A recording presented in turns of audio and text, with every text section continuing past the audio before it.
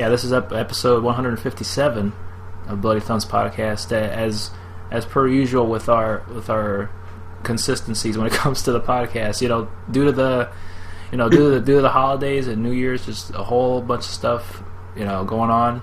I know that I remember the last episode we did essentially wanted to go full force with the idea of putting out at least 2 podcasts a month. I think that was a pretty good formula. Yeah, I'd like to stick to that. Yeah, I'm sorry I haven't been keeping up with that one though. No, yeah, it's happened. We've both been doing our own thing. We kind of know at this point, since we've been doing it for so long, that I think both of us know we've been doing our own things. That's why we haven't been messaging each other on getting podcast recordings. And whenever we do, we always got something going on. But that's the thing, man. We're not young bucks anymore. We're back in the 2009 Spill days where we could just willy-nilly put out podcasts every week. I'm genuinely, it's crazy that we used to put out like podcasts every week. I don't know how people get burnt out by that. I could definitely tell, like on NPR or on any other podcast, how they kind of sound very tired by the end. Because like, oh yeah, they got to do this like several times in a week. Yeah, I mean, you can only talk about certain topics at some point that you kind of just start BSing throughout the whole thing. And that's been my mantra from the start. Why in the world are we trying to be a video game podcast when we can just essentially just say, hey, you know what, let's talk about my home state's corruption scandals, or hey, let's talk about how I couldn't get the medical records that I needed immediately. Yes, that is a interesting topic of discussion. That's a great way to start the podcast, I think. That is a very, very interesting way. It's like a cold opening. It's like NCIS or some of the best episodes of like West Wing, where it's like you're thrown right into the middle of it. You don't know what's going on, but they'll go back and explain it all to you, except for that part where we explain it to you. We're not going to explain it to you. So yeah, it's been about 2 months or so since the last one. How have you been, my good sir? I've been keeping myself busy. Yeah. I've been enjoying some good old downtime with the Xbox One right here, next gen. I'm still on the fence on whether or not I think that it was needed for the new gen to come on out. I feel like we could have gotten a couple more, maybe a year or two more of orange juice to be squeezed. But this is definitely new. I don't think we talked about this the last time. You did get an Xbox One. That's breaking news right now. Oh yeah, no, okay. I'm sorry. I forgot. I texted you about this. Yes, yeah. And I didn't really keep up with the podcast. So I don't know if you viewers out there know, but I have an Xbox One now. I am a part of the new gen, because apparently next gen is wrong. I've been reading articles on like Giant Bomb and Destructoid and 1UP where it's all like, oh, don't call it next gen because now this is the current gen. It's like, no, like back in the 360 PS3 days, we called it next gen. Nobody blinked an eye. Now it's like you need to be politically correct when you're referring to which generation of consoles you're playing.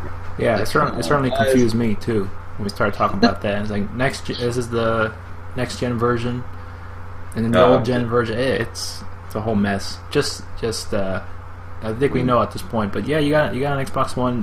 What have you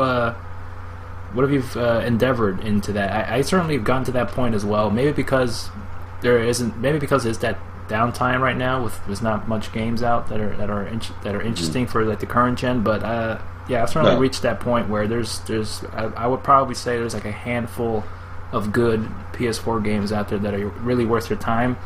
One of them being a remastered version, The Last of Us, and the other ones are really good, but not really worth upgrading to get a PS4 right away. But I certainly checked out the 360 market as well. It seems to be kind of a wasteland down there too. There's not much going on either. You haven't explored the indie games that they've had there.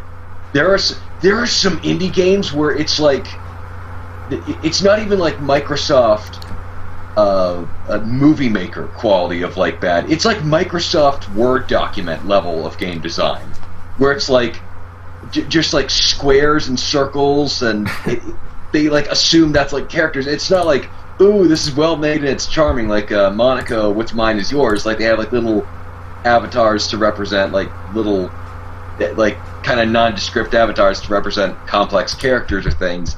This is just like, it's crap. It is. I can't remember what the name of it was, but I want to do a video on it. It is a beat 'em up game that's like that I bought with money. Surprisingly, it was $1, but I still think I paid 100% more than what I should have. And it was like slightly racist, but I don't know if it's like trying to be overtly racist or accidentally racist by not understanding what they're doing. It's like there's like Hasidic Jews trying to beat up your main character in Russia, and it is just so weird and wonderful. But then there's actually some pretty good games on indie, which one of them is Vintage Hero, which it's actually a playoff of Mega Man, where you play as this little side-scrolling Mega Man-esque character. They even have a funny kind of jab at Mega Man, how it's like, oh, the original hero, who's kind of obviously designed to be Mega Man, it's like, oh, he's actually busy, like he wouldn't take our calls, so we decided to get the best guy in charge, and that was actually really, really good. And I sent off a tweet to the developer saying I loved it, and well done, and they actually retweeted it, so that was a very nice one. Well, they know that when they get a compliment from the great, amazing C.H. Gorog, it's got to be retweeted. Oh my gosh, and I am just so exalted in the realm of video games that they made my name a boss character in Star Wars: The Force Unleashed 2. Can't forget that. That was quite the boss fight. The Gorog is certainly the highlight of the Star Wars game. Oh, the sequel, actually, yeah. I think that was that one. I gotta tell you though, they did put some makeup on, so I look a little bit better in that game than I do in real life. Just to let you know, if you ever come on over to me and say, oh, were you in Force Unleashed 2? Do not be surprised that I looked better in the game than I do in real life. I gotcha. So, yeah. So you were saying The Last of Us for the PS4 was worthwhile for playing. For sure. I mean, especially if you haven't played it like myself, because I didn't own a PS3, but playing it on the PS4, I can tell right away that there was definitely some improvements made on that in terms of visual aspects and I guess also on some performance and technical parts of that game from what I've read and heard in different forums. But yeah, that's definitely I would say that for me it was certainly my top game right now for the PS4. Coming in second to that is Shadow of Mordor is pretty good as well. Oh yeah, that's a quite interesting gem. And me not being too familiar with some of the Lord of the Rings lore, but it certainly takes the best elements of Batman and the Assassin's Creed gameplay and really takes more. And the Nemesis system is good as well. That's definitely the most innovative part of that game.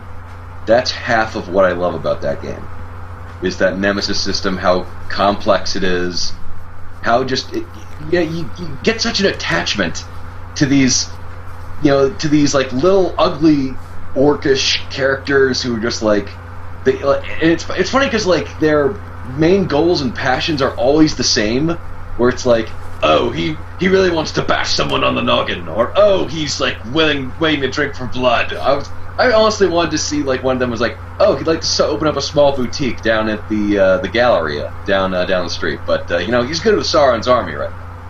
Yeah, pretty much for those who don't know, the Nemesis system is pretty much it works on kind of this hierarchy kind of idea where you can deal with some scouts to generals and just the top guys in this game, and depending on how you go about facing some of these characters that do have names and it's kind of a little bit of little backstories from the things that they say. Because pretty much dying is not too much of a consequence, because you die a lot in that game, and then also you develop these kind of rivalries between these different orcs that you fight, and they always will comment on what you guys did before or what you did to him. So it is always it's almost like this it makes the combats seem more not as mindless as some other of these kind of hack and slash kind of games. It actually puts an emphasis on more of developing this interesting rivalry you'll have depending on how well you do against one guy or the other, and you know, you could easily die in this game when you're surrounded by a bunch of these orcs, and you that's how the rivalry starts with any kind of enemy that you get pissed off with, whether it be ones that have poison daggers that are pain in the ass to fight, and then you know, when they kill you, any nameless orc you kill, they'll advance in rank, and it kind of goes on that, and it is always continuous, and I never see it as repetitive because I can barely remember most of their names, but it always seems like it's unique every time you encounter these guys. They even have like a nice kind of epic entrance almost when you find one of them. It's like it start these weird chants, and then you get his name popping up. Bazgul. Rakul, some shit like that. It's cool. It's really cool. Rat bag. I mean, that system itself can be really well implemented in the Batman game. I like to see that for sure. Just to see how that will work with different henchmen, and also I can see that implemented in a lot of other games. Hopefully, it doesn't get too overused, but it's a great starting point for that game. Hopefully, they make a sequel and see where they go from there. Sales have been pretty good, and the critical reception is fairly high. Yeah, so that's been one of the few good games right now for next gen for sure. But yeah, did you get the chance to? I think you may have talked about it over text, but you've got to play the Halo Master Chief Collection, right? How's that faring to you right now? Is it still broken from what I've heard, or no? No, it is. I was really upset with it at first just because the online portion of the Master Chief Collection was not working, but they fixed, I would say, all the problems that people have been having in terms of, like, there would be weird mashups, like in an 8-person game, for some reason it would be like 2 people on red and 6 people would be on blue, or just like stuff like you'd be waiting in a loading screen for like 20 minutes, and they fixed all of that pretty quickly. Damn. It's and the reason why I was actually thinking about this when you were talking about The Last of Us is that does The Last of Us, is it locked at 60 frames per second, or is it like mostly at 60 frames per second, and then it slides back down to 50 and then bumps back up to 60? From my impression, it stays pretty much to 60 frames a second. There's actually a setting in the game that you can actually change it to 30 frames per second if you wanted to, but it's primarily locked at 60 frames if you choose to leave it that way. But it definitely shows 60 frames per second compared to 30. Definitely is noticeable. So I kept it at that primarily, and there's been this interesting thing they've been always doing with some of these big game releases for PS4. They always include this in an update or patch later on after the game's released. They have this kind of photo mode that they put in here, where you can pretty much take a photo of the game and put filters on it at any point in the game and pretty much upload it online. So some people have taken full advantage of that and taken some really, really awesome pictures, whether it be The Last of Us or the GTA 5 remastered one. You know, they need to make a bundle pack with The Last of Us, The Walking Dead, and Spec Ops: The Line, and just call it the Depression Pack, where it's just like, do you have hope for your future and humanity, and that, you know, things will turn out well in the end? Well, here, play this. Yeah, that certainly would be an interesting pack right there. But so far, how have you enjoyed that Halo collection there? First off, I am incredibly biased. Mm-hmm. I love Halo, so I will scream its praises up and down the street. No denying that.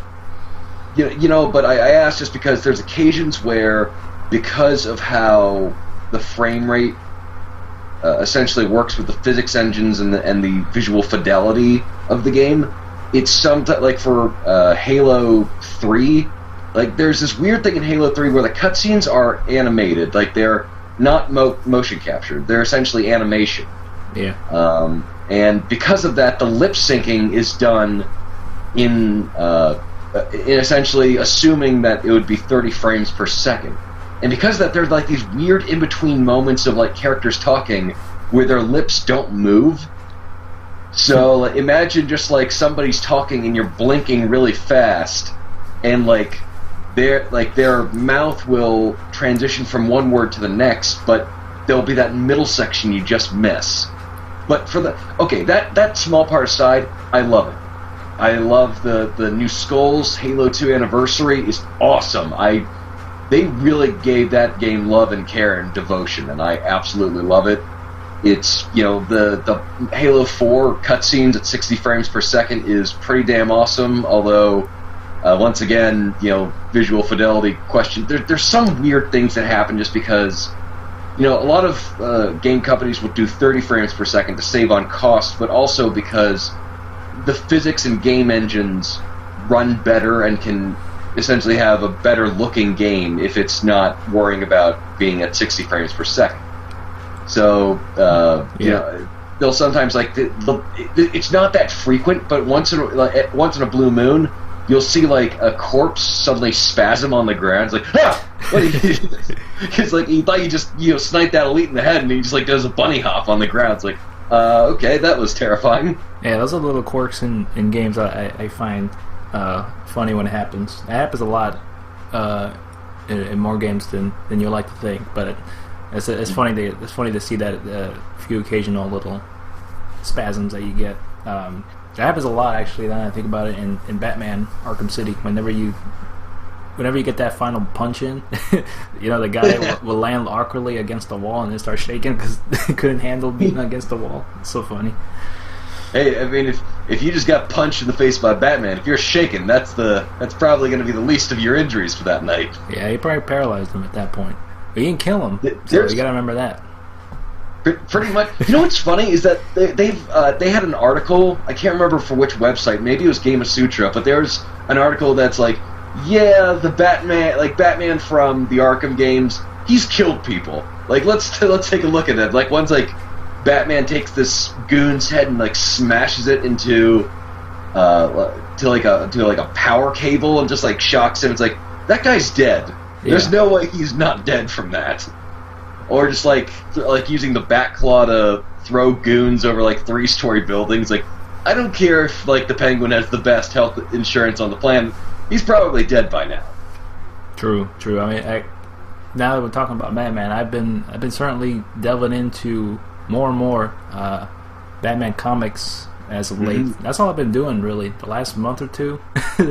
Since we recorded the podcast, all I've been reading was just like comic books. Like since we kind of getting this little bit of a gaming drought, I might as well just take the opportunity to really delve into the world of comics. And I bought a lot, and I'm continuing my collection of comic books, mainly Batman comic books. I'm slowly but surely moving into checking out some Marvel stuff. I got the new Moon Knight comic.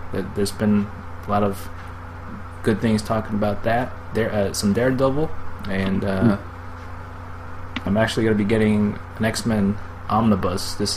Omnibuses, for those who don't know, these really, they put together a bunch of issues into one hardcover book. So that sometimes they can come out depending on how big the story arc was. They could be like these giant encyclopedia almost esque books that they pump out here. A little pricey, but they put together all the issues together rather just to save your time from buying all the paperbacks, which sometimes sometimes it's beneficial to buy the paperbacks instead. But I personally like the feel and look of hardcovers. They look nice, if you have a bookcase. But yeah, I mean, I've been getting into that. It's nice, supportive.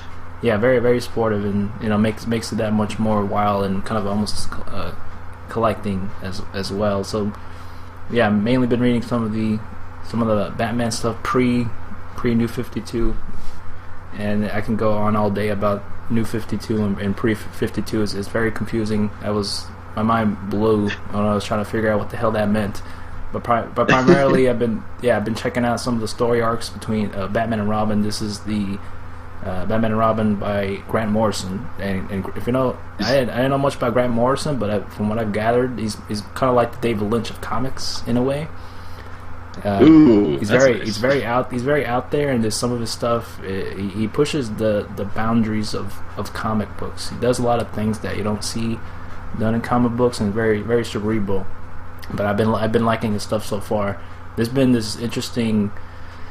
Oh man, there's so much to talk about this. But this is a interesting story arc called Batman R.I.P. and pretty much there's a lot to dissect in that book. But there's a part where Batman he puts himself in this chamber, in this isolation chamber for 10 days, and kind of go. There's a lot of cool issues in there where he hallucinates and goes back on his life. So it kind of goes very influential of some of the Golden Age Batman, and also there's current stuff in there. And there was, I'm sorry to interrupt. Yeah. There, like Grant Morrison also had he brought back like the really obscure stuff, like not in Savanur, but there's like Elzenar Batman. Yeah, there was this Batman of Zur-En-Arrh that he brought back. It was an old story from like the 60s or 70s. There's this Batman from like another planet or something like that. Yeah, that was interesting. Like it was one of the most different and weird Batman stories I ever read. But I gotta give him credit. It was definitely the most memorable Batman story I ever read, and I'm still thinking about it to this day. There's a lot of cool moments that happen in that game. I mean, not game, comic. That I really enjoyed. There's a very few occasions where I want to reread comics, but primarily that was one of the things that happened.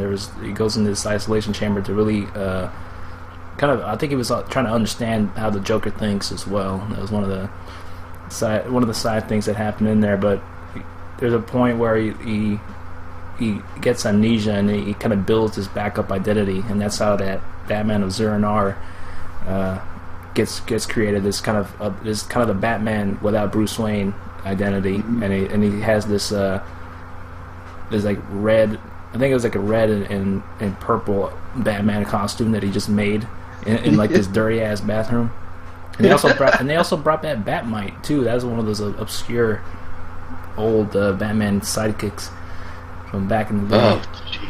Yeah, that was like back when it's like, we don't know which demographic this comic books belong with, so we're going to throw everything against the wall. It's like Batmite, the cute little sidekick. Like, sure, why not?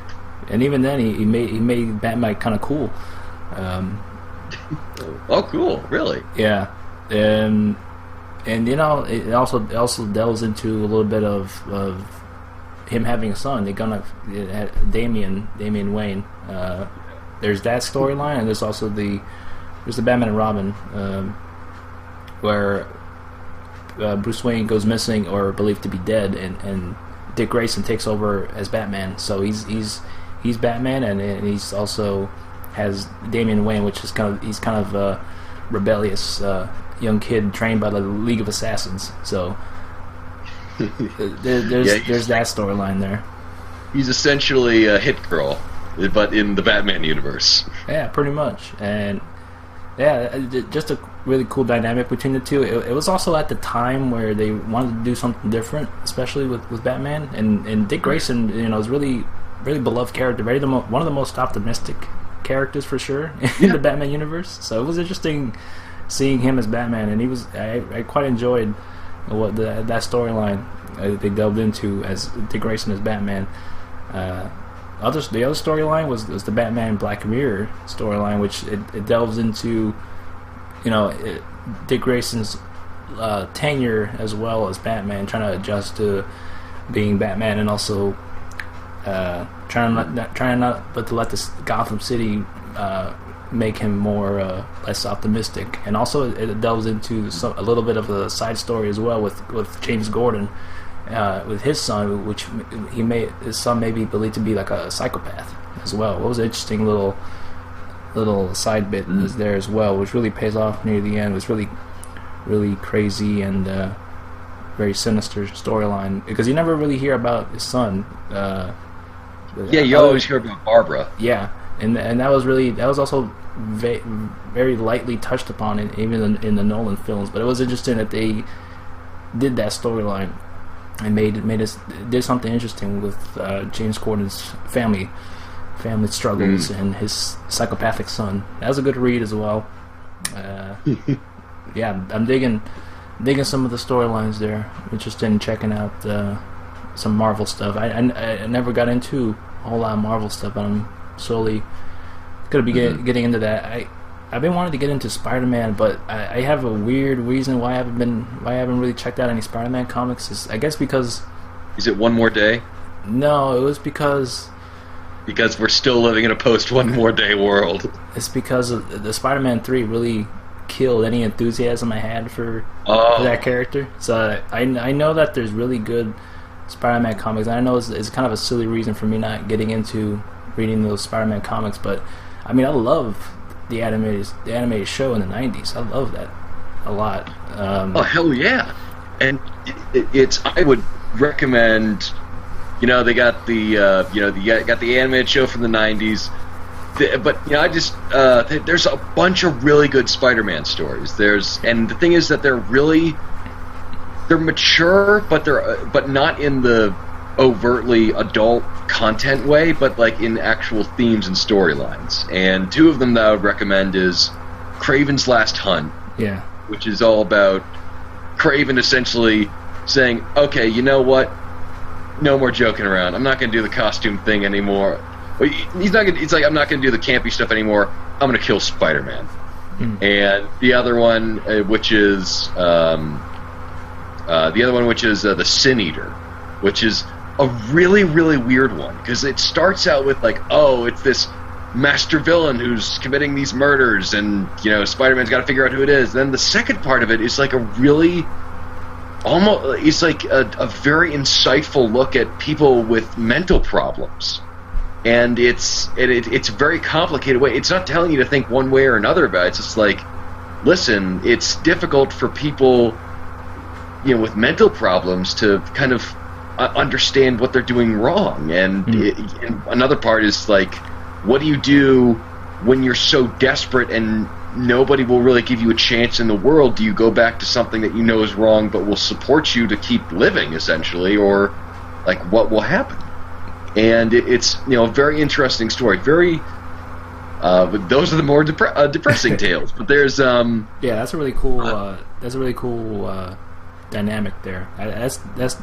You sold me on that already at this point. I don't know. I guess because I'm so used to the darker, more brooding kind of Batman stories that are really good and very, very detective like, and there's mystery there depending on what you read. I'm just so used to that because I grew up with Batman. So Spider-Man for sure. I at least want to check out a few stories, and the ones that you recommended, I'll definitely check out for sure. I guess maybe I'm not used to too much of the lighthearted kind of Spider-Man stories, but those kind of darker ones are more appealing to me for sure. Also, I would recommend the darker stories like the night Gwen Stacy died, and also J. Michael Straczynski's run on Spider-Man, which I think is a really great balance of I personally love. Peter Parker Spider-Man. That's my favorite superhero of all time, and one of my favorite fictional characters, bar none. Just because he is the common man superhero, not because he doesn't have he has powers, but the problem is that he's constantly dealing with morality, ethics. He has a jerk of a boss, and he can barely get by in his rent. He's got family, friend, and girl troubles and relationship problems, and he's always got he's almost there. He's almost got it together, but something comes on and just takes a big old dump on him. And so it's just him trying to piece together his life as best he can and trying to be happy and really finding himself out. And I thought that was even when I was young, I was like, well, I like that more than just this perfect god who can do anything. And that's why I probably don't. I really wish they would change Superman around, because he's just too for me anyway, he's too perfect of a being. And he's like, his philosophy is never really questioned. He's always doing, he's perfect. He can't be harmed. He's always got like all these powers. Like, that's not interesting. Like, I love the ones where there's one story called Nothing Can Stop the Juggernaut, and the other one, which is Spider-Man the Other, I think, where he's just completely beaten down both times, and he knows he can't win, but he still has to, keep trying. He's outthinking his opponent. He's trying to figure out a way to beat the adversary without actually going head to head, because he can't win. And just very, very interesting to see. I think the flaws and the weaknesses make a much more interesting character than just always relying on the strengths. Oh yeah, because if there really isn't any kind of doubt that this character will overcome the odds, then it's not the most interesting read. If there is doubt that they may not make it out in One Piece, then that is definitely a page turner for sure. And which is why I think Dick Grayson was, even though I didn't really follow Batman comics around that point when he took over for Batman, and that made me more interested, just because that's a much more, for me anyway, that seems to be a much more interesting dynamic, because Dick is actually a far more optimistic character. He's a much more relatable character, because he's not, Bruce Wayne's kind of been painted into this corner of being dark and brooding and not really sociable and always making calculated decisions and not really interacting with other people. But with Dick, there seems to be a little bit more weakness in terms of not weakness, but just sort of him questioning what he's doing, especially taking on Damian as his sidekick in training, where it's like, oh boy, that's going to be an interesting dynamic of trying to rein that in.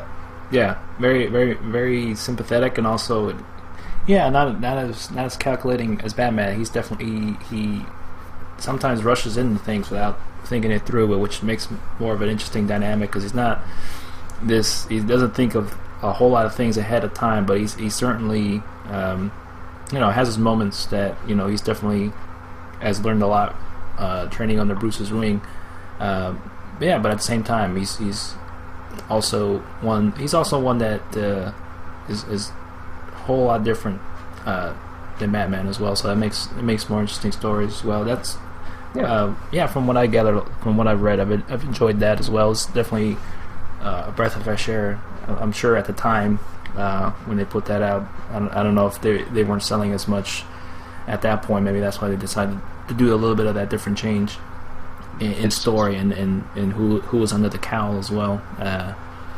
For sure, good stuff. Good stuff out there. I also want to talk about Arkham Knight a little bit. Yeah. Because I think we're both excited for that. For sure. But I gotta say, just to touch really closely on Spider-Man, there's just something I gotta say. Now they're doing like an across the universe Spider-Man event, where it's like, oh, it's every single Spider-Man from every single universe. One thing I do love is Spider-Gwen, where Gwen Stacy in one of the universe actually becomes the Spider-Woman because she got bit by the spider instead of Peter Parker, and they play with a lot of interesting motifs and characters, and Peter Parker's role is actually much, much different, where it's like, oh, wow, that's an interesting jumping off point. But also the downside is that they ruthlessly kill every alternate universe Spider-Man that's not been popular, which makes me kind of sad. Which was the Spider-Man and his amazing friends. Oh man! Spider-Man and his friends were they brutally kill them off. They kill off the characters from in the cartoon series, the Spider-Man Limited TV show. And it's like, okay, come on, that's too much. I know you're trying to be edgy and cool, but you don't need to do that. You can just say they're being threatened and they got to come together. It's come on. Or at least make a universe that nobody will care about. Just oh, it's the Spider-Man from the universe where he gets around on a moped. Just that. That's the only thing that you need. I'd be down for that. Was that kind of a one-off thing? Or was that somewhat canon? It's their new kind of big event. It's not a what if. It's the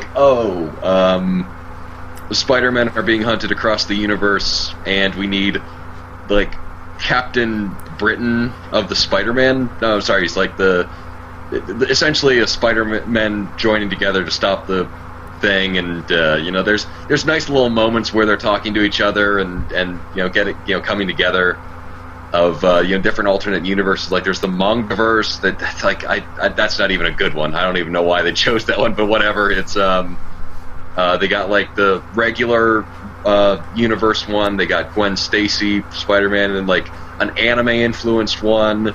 And it's very, very interesting types of, like, one where he's like Spider-Man is actually just a giant robot, and another one where it's just like they had a Spider-Man like a Japanese Spider-Man series back in like the 60s, I think, and it's mostly used for GIFs now, just because out of context some of the stuff is just so freaking hilarious.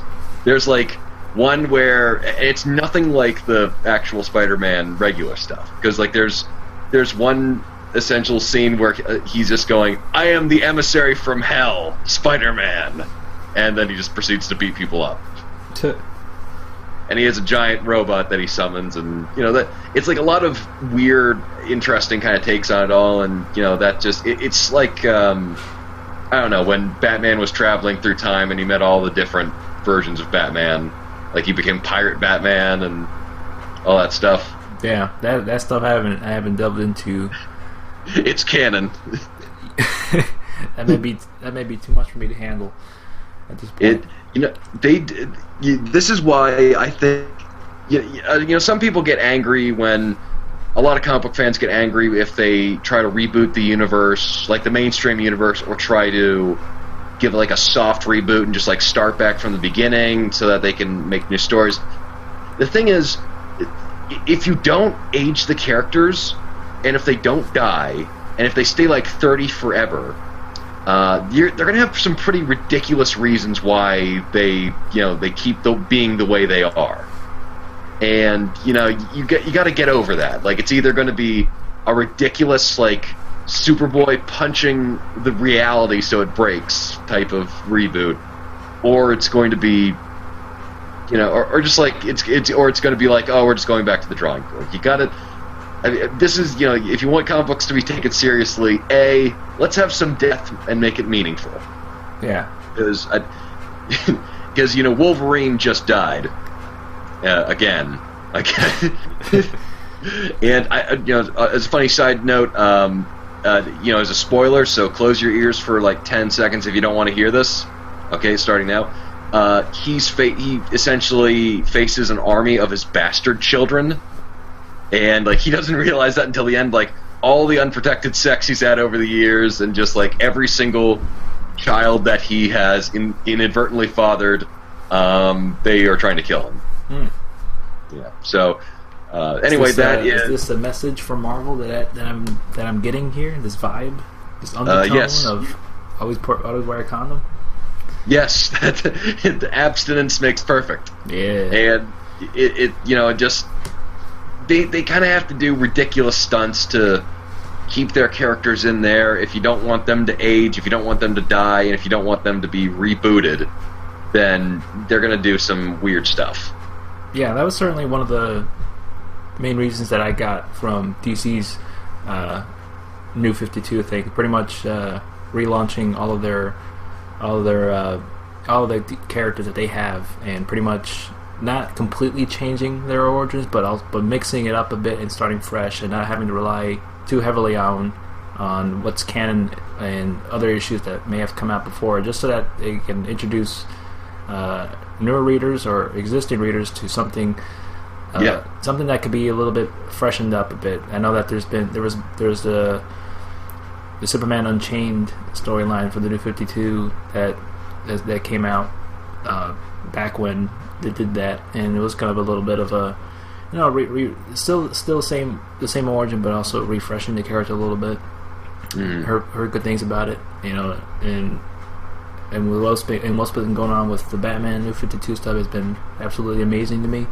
The Death of the Family storyline that I referred to a while back was really fantastic. You recommended that to me last time. Yeah. I have still not gotten around to reading it, but I have seen several panels of that. Like, Oh, that's going to give me some new scars. Yeah, definitely worth a read. That came out at a time where I think it may have been a year or two ago after they launched the New 52. There was an issue in one of the Detective Comics that they pretty much they didn't kill the Joker, but they wrote him off for a while. They wanted to. DC's plan was to not use the Joker for a while because he's been really overused. So they took a break from the Joker, at least like a year or two. So they kind of wrote him off for a while, and he came back with this Death of the Family storyline that spun through all the different DC characters' issues, like Deathstroke, Batgirl. All of these at one point had that Death of the Family storyline in between that crossed over to their story, to their comics.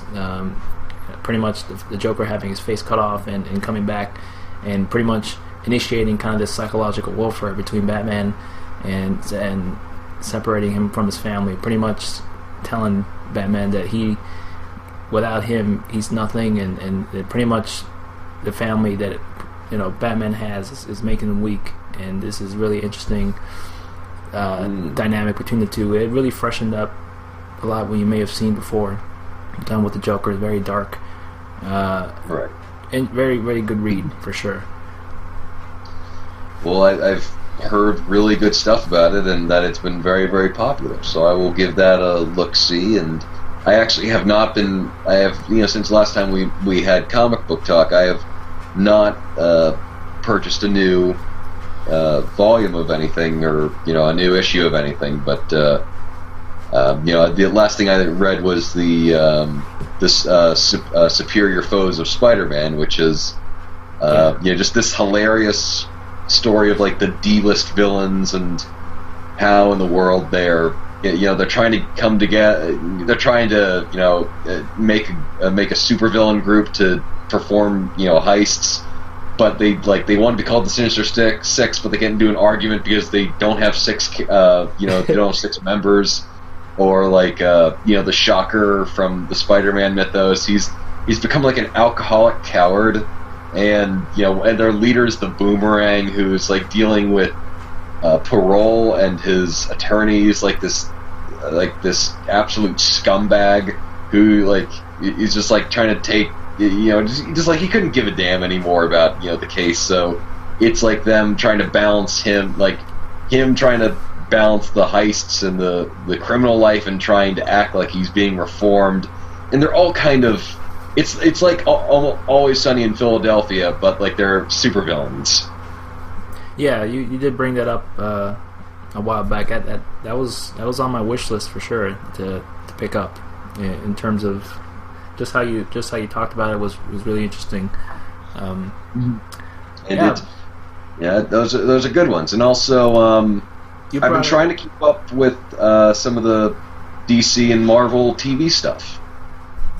Yeah, that's been some good developments on those. I haven't personally seen the DC shows. I've heard nothing but good things about Arrow and the Flash. Say what you will about DC and their movies, but DC's been doing pretty good. I say better than Marvel when it comes to their TV shows. Yeah, I think it took. I like Agents of S.H.I.E.L.D., but it took a while for it to finally get steam. But that wasn't the case with Arrow, because they knew okay, we got to get this interesting hook. We're gonna have this running thread throughout. We'll get characters. They found the right balance between continuity and still making it acceptable for newcomers to come in and oh yeah, okay, this seems like a new interesting show, even if you're halfway through the season. And Gotham, the Batman Fox show. Yeah, I was very interested. It's half of it I'm really interested in, but the other half is really bad foreshadowing, because it's the only reason why you have all these other kind of side characters in there is to go, he's gonna be there. This is gonna be Batman one day. Oh, she's gonna be Catwoman. Oh, she's gonna be Poison Ivy. Get it? And it's nudging you in the shoulder. It's yeah, but they don't serve any story purpose here now. So yeah, that's the vibe that I got from when I saw the the commercials for it, it just didn't interest me at all because it was just like you said, that forced foreshadowing that it just didn't really interest me. That some of the prequel stuff like that, it doesn't interest me too much because they don't develop anything interesting. I don't really want to know how they turn into that character because I really rather see them as the villain that they are now, personally. Right. I don't know. I guess is to each his own. Maybe it serves a purpose for folks who are not familiar at all with the Batman universe. But personally, well, I think it's the opposite. Yeah. I think it's just for the people who know, who know that these characters are going to become, the rogues gallery for Batman. It's because there's this weird sense of like, okay, you're here to see the characters before they're there, but there's no real reason to, like, if you had no, even though this is fairly difficult, like, if you had no concept of who these characters were before watching the show, you'd just be like, okay, what are these characters doing here? Like, they don't seem to be serving much of a purpose. Like, they're not like developed interestingly. Like, there's a lot of Riddler stuff where, he's in the forensics, and like there's just scenes of him being weird, of like bouncing off the walls, or this is like the laziest writing I think they could think of, where it's just like his defining trait is that he always asks, like, every other thing that he said that comes out of his mouth is a riddle. It's like you can't just that's just way too on the nose. Yeah, there's more to the Riddler than riddles, to be honest. Yeah, I mean that's something. Personally, I can take it or leave it. But right now, unless I hear really amazing things about it, I'll check it out. But just from the commercials alone, before I even premiered it, I really didn't serve much interest to me right off the bat. Yeah, we'll see. There's time for it to develop. I don't know. Fox shows, personally, they don't last very long. So I can't. I don't know if I'll see that last very long. But since it's a DC, a Batman property, it may last a good amount. If it's Batman, it's going to make money. So, that's probably Fox's safest bet right now. Yeah. And also Constantine. I saw a episode of it, and it's just like, okay, this is like Supernatural, except it's just him. It's just like him talking to, whatever. So you originally you brought up, did you want to talk about Arkham Knight? Yes. Also, just a really quick side note, Agent Carter, pretty damn awesome. But yes, let's talk about Arkham Knight. Okay. What did you want to talk about Arkham Knight per se? It looks awesome. Mm-hmm.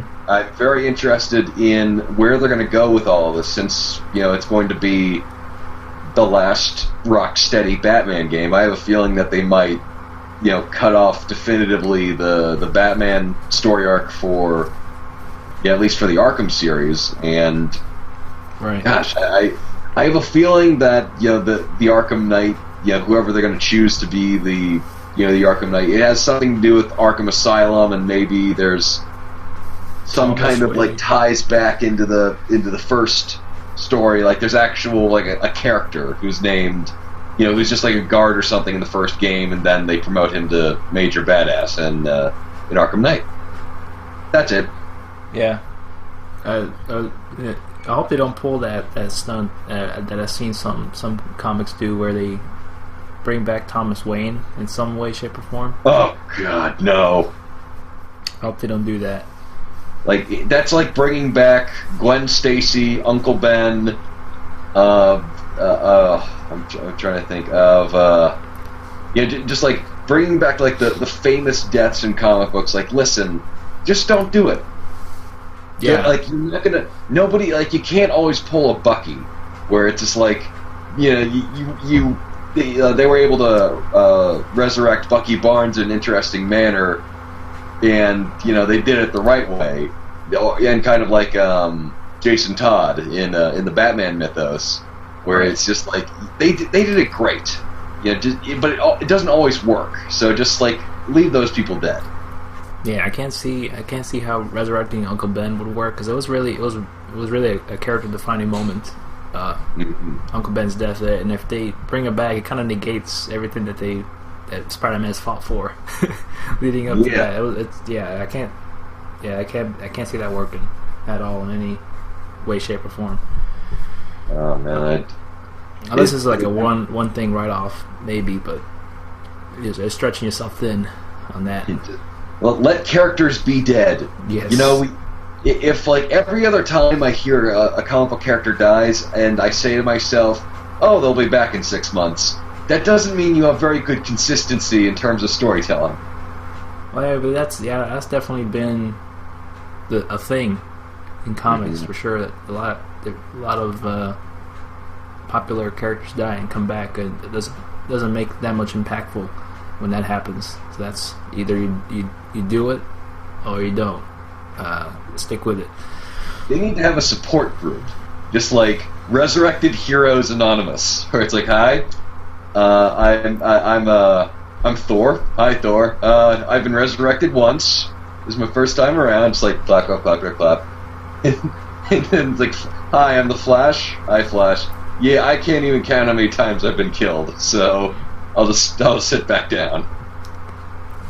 Well, since we've already in 2015, I think it'll be a good time than ever, unless we want to hold this off to a later episode. But did you want to talk about some of the games that stood out to you the most, or maybe were your favorite from 2014? Because there's definitely a couple that, I definitely like to discuss for sure. This is a video game podcast. Yeah, I thought we were a comic book podcast. You're absolutely right. I loved it. Yeah, since we didn't get to really discuss some of the really highlights of 2014.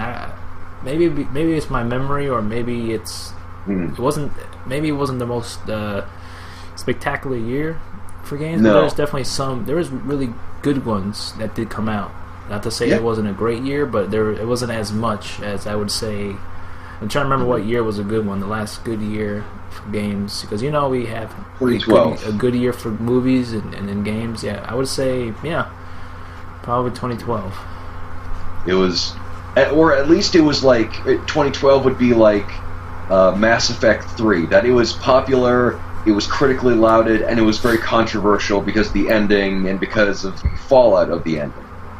And at least like that's conversation worthy. This 2014 seemed to be like it just kind of existed. Like there were like a couple of good to great games, but it's just there wasn't really noteworthy to talk about. Nothing really happened, and it was kind of that weird transition year where all the developers were working on are going to be working on like the big ones that are coming out for 2015. And this is kind of just like the holdover period until the big rush starts coming in. But it was almost like a transitional year for games. Not to say that there wasn't a whole lot of great games. There were. It was just they were very spread out and very far and few between. I would say this is probably the transitional year. I think next year is going to be really, really something to look forward to for sure.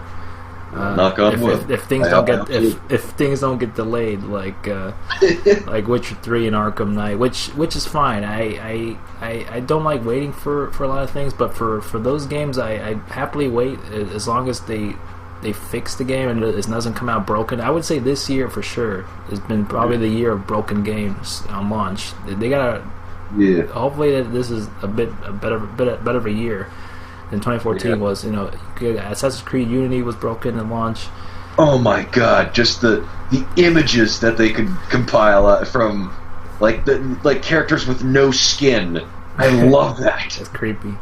And this is coming from Ubisoft. Ubisoft was, I would say they had a great year at one point. Ubisoft, and now they've just been rushing their games. Hosting. Yeah. And haven't been putting out worthy titles at launch. What's really weird is that the last Assassin's Creed game, it wasn't like it was Assassin's Creed 2, Brotherhood, Revelations, 3, and then it didn't go from 3 to Unity. If that was the case, that would be like, oh, they're obviously going downhill. It went from 3 to Black Flag, which I loved Black Flag. Yeah, that was great. They did such a great job on that, and it just like, what is this? Yeah, it just seems. I can't see his skin. Yeah, it just seems that they're stretching themselves too thin and rushing games for the holiday for the next gen consoles. That's what it seemed like to me. Just when I thought I was going to get back into the series with Black Flag, they pull one over on you again for Unity. Even Unity didn't. I knew Unity wasn't going to be that great at launch. So I didn't buy it. I don't even know if I will buy it, because at this point I'm really ready to move on from the series. Like after the events of Assassin's Creed 3, that kind of just put the nail in the coffin for me to really have any exciting interest in the series from then on. Really, a lot of the anime stuff got in the way of what made the series great, which was historical fantasy. Mm-hmm. It's essentially, yeah, and it it's like the best historical fan fiction you'll ever find.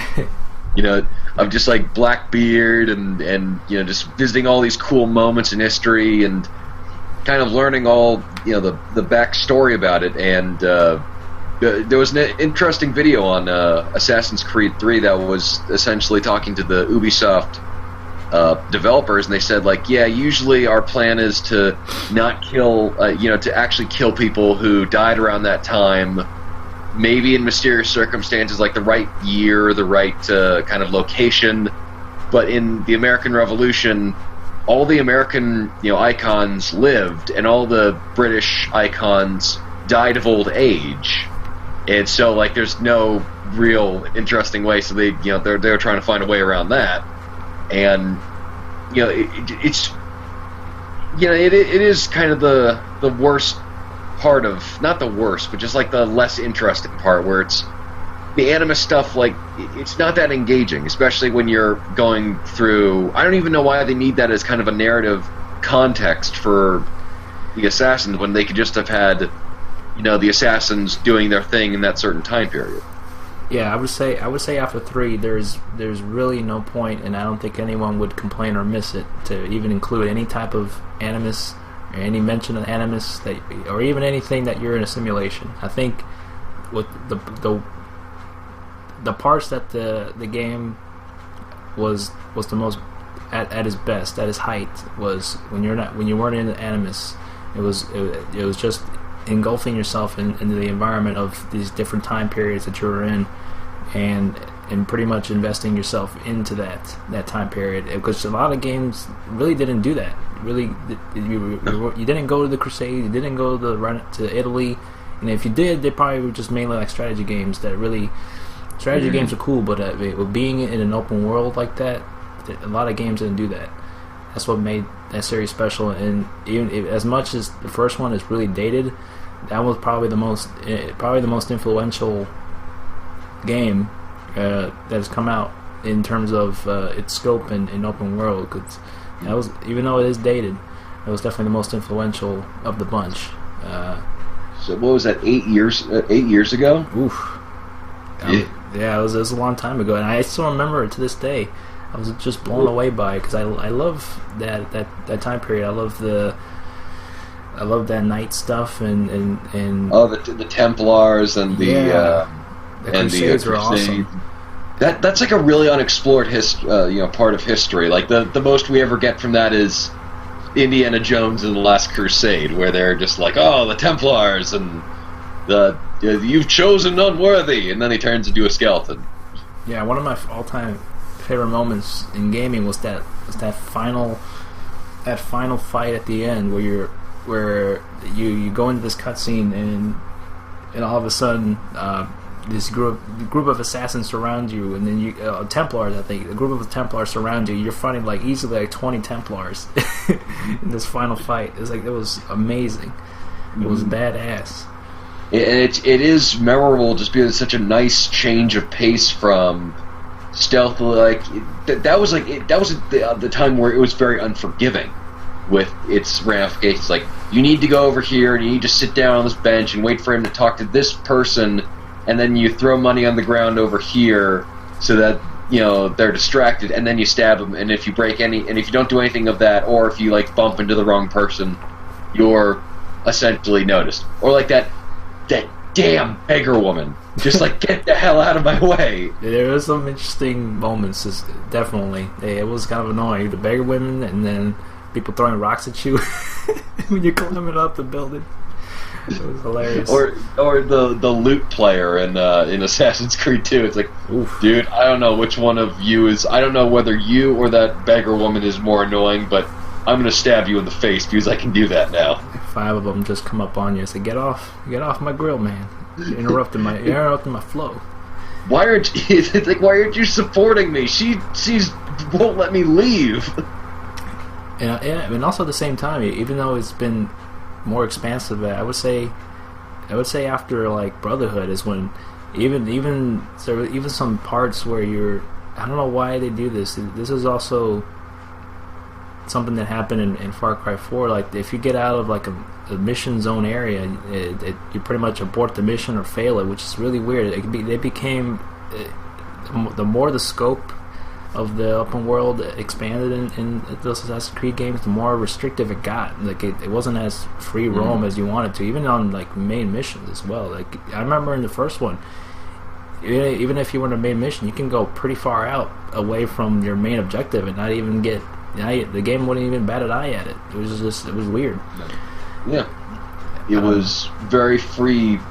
You know, you were very freed up to go wherever you wanted, and you know there were some trade-offs and things like that. But it definitely felt the most expansive, as opposed to some of the later entries. But that's also, I think, part of the location too. Yeah, where it's like you could kind of go from countryside to countryside in, you know, the first Assassin's Creed, and then later it's kind of you're in this one city or in this one kind of particular area.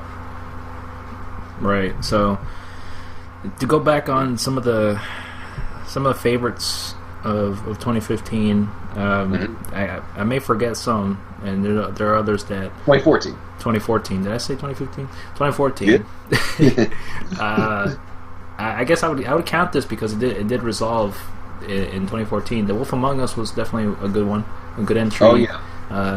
2014. Damn, I keep saying 2015. You know how you still haven't got used to 2015. I remember when I was in school, like when the new year came, when you write on your paper, on the top right, your name, your last name, and then the date. I always put in 2014. I always put in like the date behind, like that a year behind. The shit.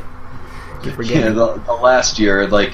Like if you're writing in pen, it's even worse because you can't write it out. So you try to make like 2007. Like, oh damn it! So you like try to make it an 8, but it looks too like slanted to be an 8. So it's like, ah damn. Yeah. Yeah. I gotta look at the list of games that came out last year, because there was definitely a lot that came out early that year that I don't remember that I played. Yeah, no. It's Alien Isolation. I think that was a good one. It was really good at atmosphere, almost to a fault at points, because you would go for like these long stretches of not doing anything, literally just like moving around an environment and then like clicking a button and then like walking back to where you originally were. And you know that was, you know, a very fun game, very good universe and such, and, you know, not that very interesting of a main character, but at least, you know, it was a very interesting setting and lore. The Wolf, I gotta say, Wolf Among Us is, I prefer that to The Walking Dead, just because of, I think it's a lot more, the dynamics of everything that are going on in that world I find a lot more intriguing, and I like crime noir stories a bit more than you know, straight up survival stories. Yeah, that first episode really sold you. I'm sorry? That first episode really sold me on that. Oh my god, yeah. There's, you know, just that the opening of you tackling the woodsman outside of landing on Toad's car, and just that was you know, that, and it carries through. And not only are you kind of worried about your own stake, but it's also this balance act of like, how much of the old world do I try to save? What's my place in the community? Who do I listen to? What are the ramifications of this? Because like with the Walking Dead, it's kind of more immediate. It's like, what do I do to survive? Who would give me the best chance of surviving? What do I say to get out of this particular situation right now? But with The Wolf Among Us, you're thinking about that and the long-term effects. Just like, okay, if I act like this, how will people perceive me? If I run out of patience, will I get my answer quicker? Or, what have you. It's like a very, very interesting sort of switch up, and I really, really love that type of crime, the hard-boiled gumshoe storyline. Yeah, those are pretty good. Just pretty much looking through some of the major releases that stood out to me. Let's see. There was Halo the Master Chief Collection. I love that. For sure. Absolutely love that. I would say my most disappointing game of 2014 was Castlevania Lords of Shadow 2. I was really disappointed in that one. I heard middling to good things about the first Lords of Shadow. It's like, oh, okay, this is an interesting reboot. It's got Patrick Stewart, so it's got some quality right there, and it's it was an interesting kind of mashup of God of War, Shadow of the Colossus, and a bunch of other contemporaries with its own kind of gothic flavor. And then the second one was like he's thrown into the future. Yeah, a little bit of that. That came out in February. I see it. Yeah, the writing wasn't as good. Some of the story didn't. I feel like it didn't have that much of a great payoff. And near the end, it wasn't also. The first one which was cool about it was his presentation as well. There was this really cool narration by Patrick Stewart before you start every level, which really got you into the mood of the game. And primarily the main problems with that game was it wasn't as strongly written as the first one, and there was these forced stealth sections that really felt like it was just fluff for the game. That was probably the most disappointing aspect of it. Let's see, there's looking at February. There's like a list here.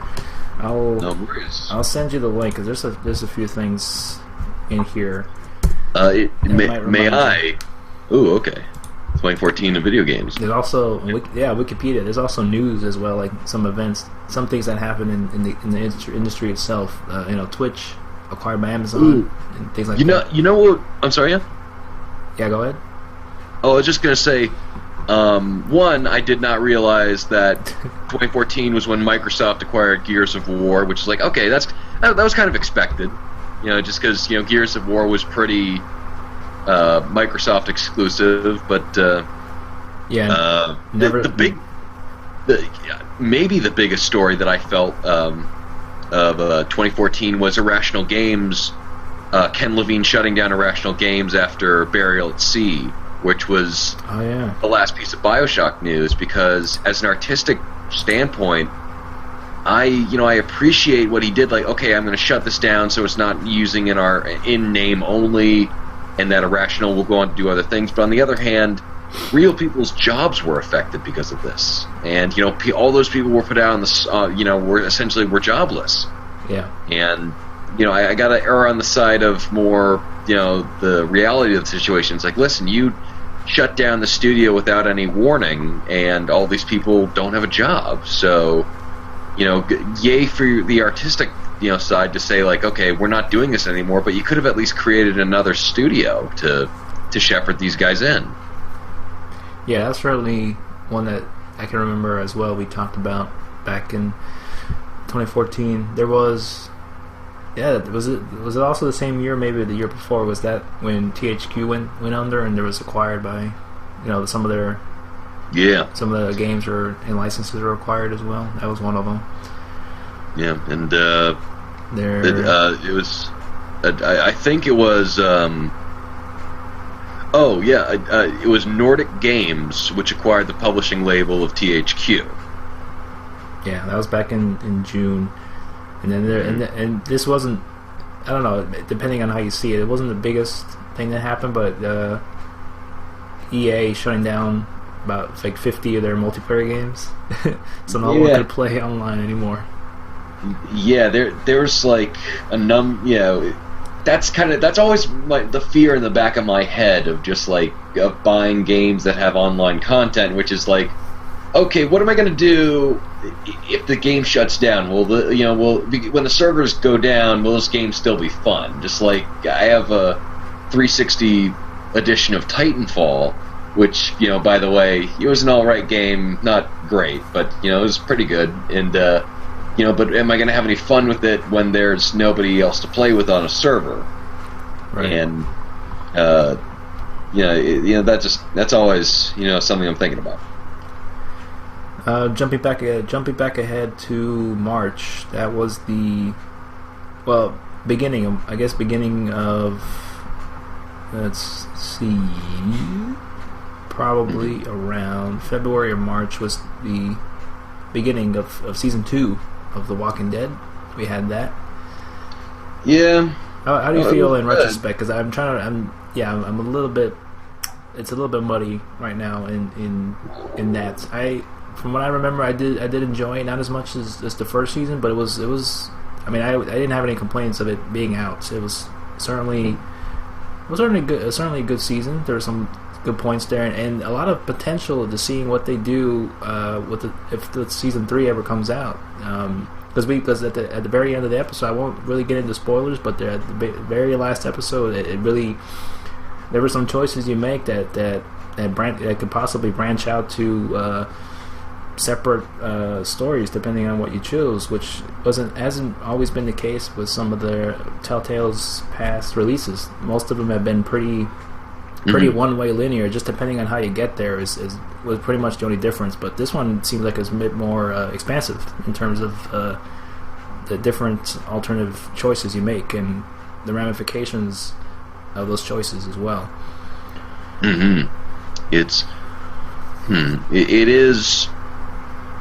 I have a feel, because like essentially it's either Clem either goes. Well, I don't know if this is a spoiler for people, but spoiler alert, she either goes north or south. Right. It's like, and those are two very different locations. So it'd be interesting to see, if they kind of create entirely different content for the episodes. Maybe something like 2 different opening episodes that are in different places, and then the rest of the 4 of the 5 episodes are kind of like in the same place. So that was definitely one of the highlights there. Oh man, I would say, I don't know if I were to do top 5 favorite ones, but definitely the top 5 I would recommend if you haven't played them from last year. Dark Souls 2 back in March came out. Heard that was a good one. That was a good one. As me being the masochist that I am, enjoyed every second of that game. That was a lot of fun. They changed up a few things, so some small, some big. Fast travel right away out of the gates, make it a bit more convenient for you to get around. Because the first one, it really didn't get fast travel till like later on into the game, and before that, you had to remember where the hell you're going, or else you're boned in getting anywhere, pretty much any advancement. You had to remember where you had to go. I played a little bit of Hearthstone when it finally released in March. It's good, but there's too much investment for me on that to get any better. You have to play a lot of that game to get good cards. The card game stuff, and not looking forward to that. And I've never gotten into World of Warcraft. I don't know what it is. Just like there's always that barrier, and I don't know how to address it or go through it. Like I've tried to play it several times, and I just can't get onto it. Yeah. March we had Metal Gear Solid 5 Ground Zeroes, which depending how you look at it, you could see it as a demo or what expensive ass demo. An expensive demo. Yeah. The most I've ever paid for a demo before this was probably like I wouldn't even say it was a demo. It was like a pre-order bonus. It was the Hitman Absolution Sniper Challenge, which was it was a side game pretty much to get you hyped for Absolution. But you get it if you pre-ordered. I actually bought the code online on eBay because I really wanted to play it. But it was good. It was a standalone thing. But I didn't play much of it because I actually played it on the 360. And it doesn't look that great on the 360. I wish I had a PS4 at the time to play it a little bit. I may have enjoyed it a bit more, but I didn't really play it again after I'd beaten it. Then it's one of those one-offs. It's like, okay, it's like this was fun, but I'm not gonna ever play it again.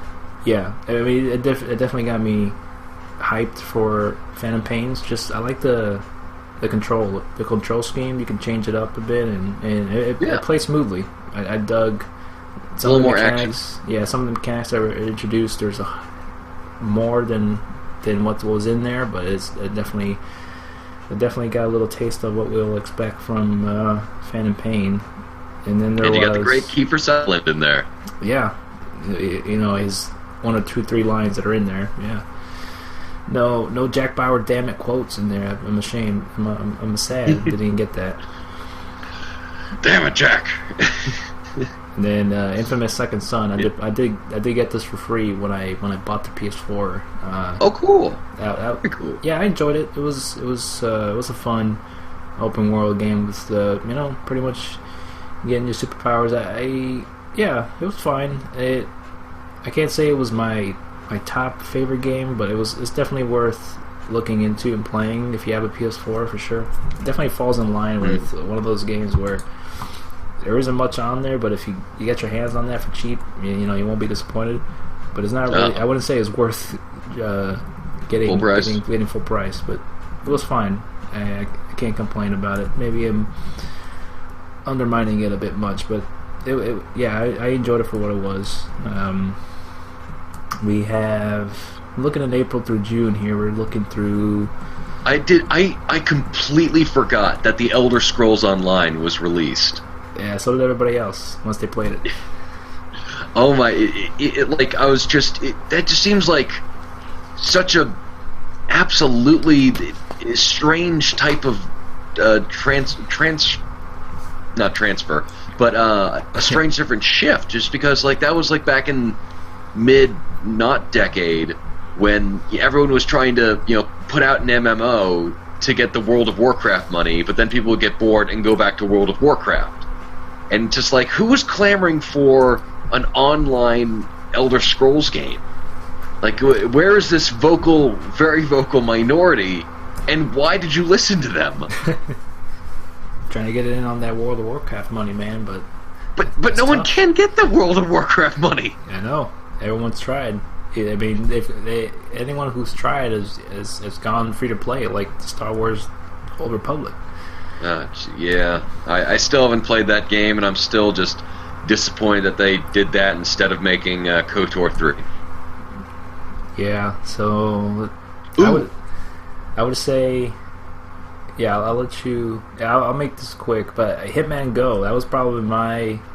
I don't play much mobile games, but that was definitely my favorite mobile game of the year. Not because it's Hitman, I'm biased, but it was a good mobile game all around. There really wasn't any microtransactions other than maybe paying for getting the next levels, but other than that, it wasn't necessary to do. It was a fun top-down puzzle. It was almost like a puzzle game, much like the Hitman series itself. Putting together a puzzle and figuring out how you can assassinate your targets. Much like this, it had a top-down, almost I would say isometric view. It was the aesthetic and look of the game was like a chess, like the chessboard and chess figurine. So it was pretty much a still 47 in chess piece form. Pretty much knocking down other enemies. You kill other enemies by knocking them down and running into them. Pretty much. So it's it's turn based. It was a lot of fun. I like that game a lot. Not as violent as the regular Hitman games. Yeah, it's a very PG version. Yeah. Yeah, that one sounded good, and I am sad I have not played it yet. Broken Age, I think, was released 2014, which is or at least the first act of Broken Age, which is the point-and-click adventure game from Double Fine. And this was, as I recall, back in May, where it was essentially a point-and-click adventure game with a lot of charm, a lot of this very interesting dual narratives of these two kids who are trying to figure out their own world. One's in a futuristic setting where he can't really ever be in danger and life is boring and he's been treated like a kid. The other one is essentially sacrificed to a giant bird who's going to... Not giant bird, I'm sorry, giant monster who's trying to eat... and she's just trying to find her place in the world. It's just very, very interesting, very cute story. And yeah, I'd recommend that. Cool. First from the brilliant masterminds at Double Fine. Yeah, I personally haven't had a chance to play it, but that's much like every year whenever the year ends, I always put together a list of games that I didn't get the chance to play. So that's definitely one of them for sure. I forgot that last year that in May the new Tex Murphy game came out. I had a lot of fun with that game. It was very... It had very the old school ways of point and clicks. It wasn't incredibly vague. You know how the old point and click adventure games, they were so vague in what they wanted you to do. Like there's so much things you can do. Like, look at door, look at the floor, and you had to put together any kind of sense to get any further in that game. But it wasn't like that. It was very simplistic. It was trying to tell a story. It was pretty much a modern FMV game as you see it now. It was actually well done. It was a Kickstarter that turned out to be pretty well. I enjoyed it. It was funny and got me interested in playing some of those older Tex Murphy games just for the FMV aspect, and it's very, very comedic and / kind of film noir character of Tex Murphy. It's just a goofball. I had a good time with that game. That was definitely worth checking out. If it's not on sale already, definitely get that. And it's always nice to see point-and-click adventures making their rounds again, just because I think, for people who don't want to play action video games all the time, or just, they don't want to shoot stuff, they don't want to, they don't always want to have, gory violence, or even just, platforming. They want to just, have a game about people talking and, solving puzzles. That's why I like point-and-click adventure games. Mm-hmm. Yeah, and then we had the... I also gotta say, I am sorry I did not mention this. This came out in September, and this is a game I'm currently playing on Xbox One, and this is the game I'm most excited for. Do you know what it is? September. I'm scrolling through September, going... Xbox One. It's quite Goat Simulator. That's Simulator. Right. Oh. No, it's not. Well, I know we talked about it vaguely. I haven't played it myself. I really want to play it, but I'm not gonna go as far as getting an Xbox One for it. I would say probably maybe D4. Yes. That game is absolutely incredible, because it was originally designed for the Kinect, but you can play with the controller, and so for some reason it just works beautifully on the controller. That's good. The opening scene alone is just banana balls crazy. It starts off with your detective giving this really strangely complex personality assessment, and a very confusing narrative beginning of just okay, his wife died, he might have killed he might have killed her, or he might not have, and he's also looking for a guy or somebody with the name that starts with D. That's the only thing he has to go on. That D is involved. Brilliant. That's it. And then there's a woman who thinks she's a cat who attacks you in the beginning, and I saw you just that. You just accept her in your house for no other reason than she comes back with groceries, so why not? Hey, that's a good reason. and it's just so freaking nuts because you don't know if like they talk about the RFK Stadium. They talk about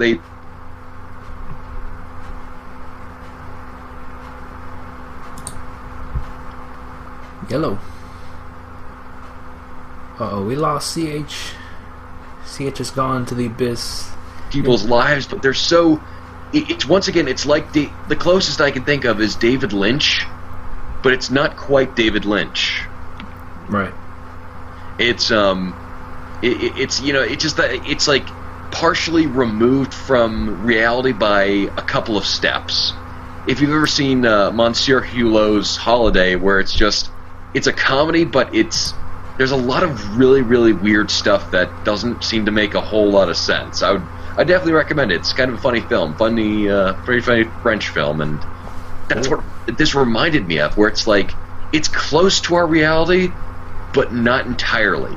It's like an alien just came down and just saw a bunch of TV shows and walked around people and was like, "Oh, this is what humans are like," and then just like wrote this game. Yeah, I'm very jealous that you're playing this because for those who don't know, I mean, the game is by the creator, and pretty much she did everything in terms of like writing the story and directing it. Well, Swery65 or Swery, he did Deadly Premonition, which you and I have both praised up and down on many past episodes of Bloody Thumbs. Deadly Premonition, very different, very weird, but also very intriguing characters, and created a very real world with characters having their own kind of daily routines and patterns that you don't see that much attention paid to that kind of stuff in that game. That's what made it very interesting. But yeah, this is one of his newer games that is exclusive for the Xbox One, and like you said, it was initially intended for the Kinect, but since the Microsoft knew that that whole always-on Kinect thing that required for the Xbox was a bad idea, that kind of put the whole idea to bed on using the Kinect. But if you do have one, I mean, I guess it's beneficial to use it, but it also seems like it's good. Yeah, and it came out free too for gold. Yeah, so if you have an Xbox One, go and get it, because it is absurd, it is weird, it is wonderful, and it is like I cannot believe the amount of gameplay that they decided that they could make out of essentially it's like a mixture of a point and click adventure game with I don't even know what to call it. It's like turn and see gameplay, where it's just like you turn a certain direction and you have like a certain point of view and you click on things, but I'm making it sound much more boring than it actually is, just because everything is so freaking weird. Yeah, I mean, that gets me to think how different Deadly Premonition may have been if they went that route. Because I mean, there's been stories that initially it wasn't his intent to do the gameplay like that. It was to be like this third person over the shoulder view kind of Resident Evil-esque game. He was mainly focused on like the story and world building, really. But I mean, the way that this game comes off to me, and from what I've seen, that I guess with his kind of interesting take on things and storytelling, that's probably the best way to do it with him, especially that kind of gameplay where it's very minimalistic and not really fighting with like the gameplay, because we will all admit that the gameplay wasn't the greatest, but you've struggled against it to get through the great parts of it, which was the characters and the story. I mean, I could tell you stories all day long about the wall monster, but I mean, I fought through that wall monster that took like 20 minutes to kill just to see what happened next in the story. But just the way that he has it, that the gameplay is in this game, is definitely the way to go about it, for sure. With this kind of weird storytelling. There is a character in this game who essentially is this effeminate clothes designer whose partner is a female mannequin and his catchphrase is him screaming "avant-garde," and it is wonderful. It is weird, and it will make you think hours after you've turned it off, because it's just like there's something I should be getting, but it just never connects, and it's infuriating and yet just delightful. Like, to know that there are people out there in the world making something like that. The Boston accents is what get me. The Boston. Clam chowder. And a character named Force Cason. Deadly Premonition.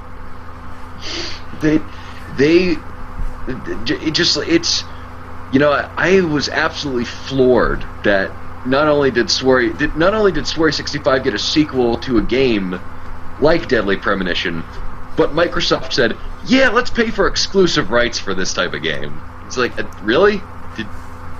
People kind of loved it in spite of that game. Like, we don't even know what this guy can do. It's like, nah, it's good. Just give him money. Let's see what happens. I guess they made it exclusive because it was designed, because he designed it to work with the Kinect. That was pretty much it. It was pretty much to get people to buy a Kinect or buy the Xbox that came with the Kinect. It was a whole weird setup how it ended up panning out that way. But now that it's free for gold, like, I know that the it's supposed to be like an episodic kind of series, but does it come with all the episodes for that free download? Because so far, and I know that's not even done yet, because I don't even know if he's even going to continue it at this point. I don't know how they have it set up with this particular game itself, because it's not even done. I'm on the first episode. I think they've planned and paid for a season.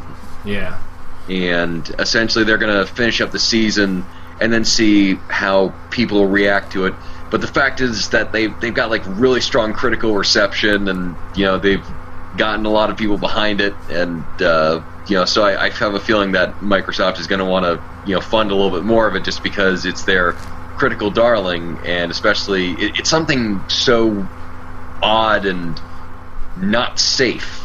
For a next gen system, you think like, okay, shooters, maybe RPGs, something kind of that's in the from a big franchise. This is none of those. This is like a strange alternate universe detective story, and it's just like, as we've seen from Murdered Soul Suspects, like, that's not always gonna sell.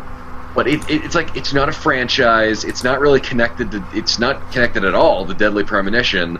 Like, the look of it is not exactly next gen looking. Like, it looks nice, but it's stylized, so it doesn't really have that next gen flair. Like, oh, look at how many pores we can draw in. It's just like, it's such an odd choice. This is like the left-handed, red-headed stepchild. Yeah, it can also benefit from it being not priced at full price, and also another, just one of those things where it's just not, it's a download, not a kind of retail kind of release. It's more of a game you can download. An episodic download. Exactly. That in that format has been, it's been shown, if it's done, if the content is good, it will do well. And I think from the fan reception and just it being free for gold, I think it's very promising to see that they may invest more on this, and hopefully they get another season. See what happens.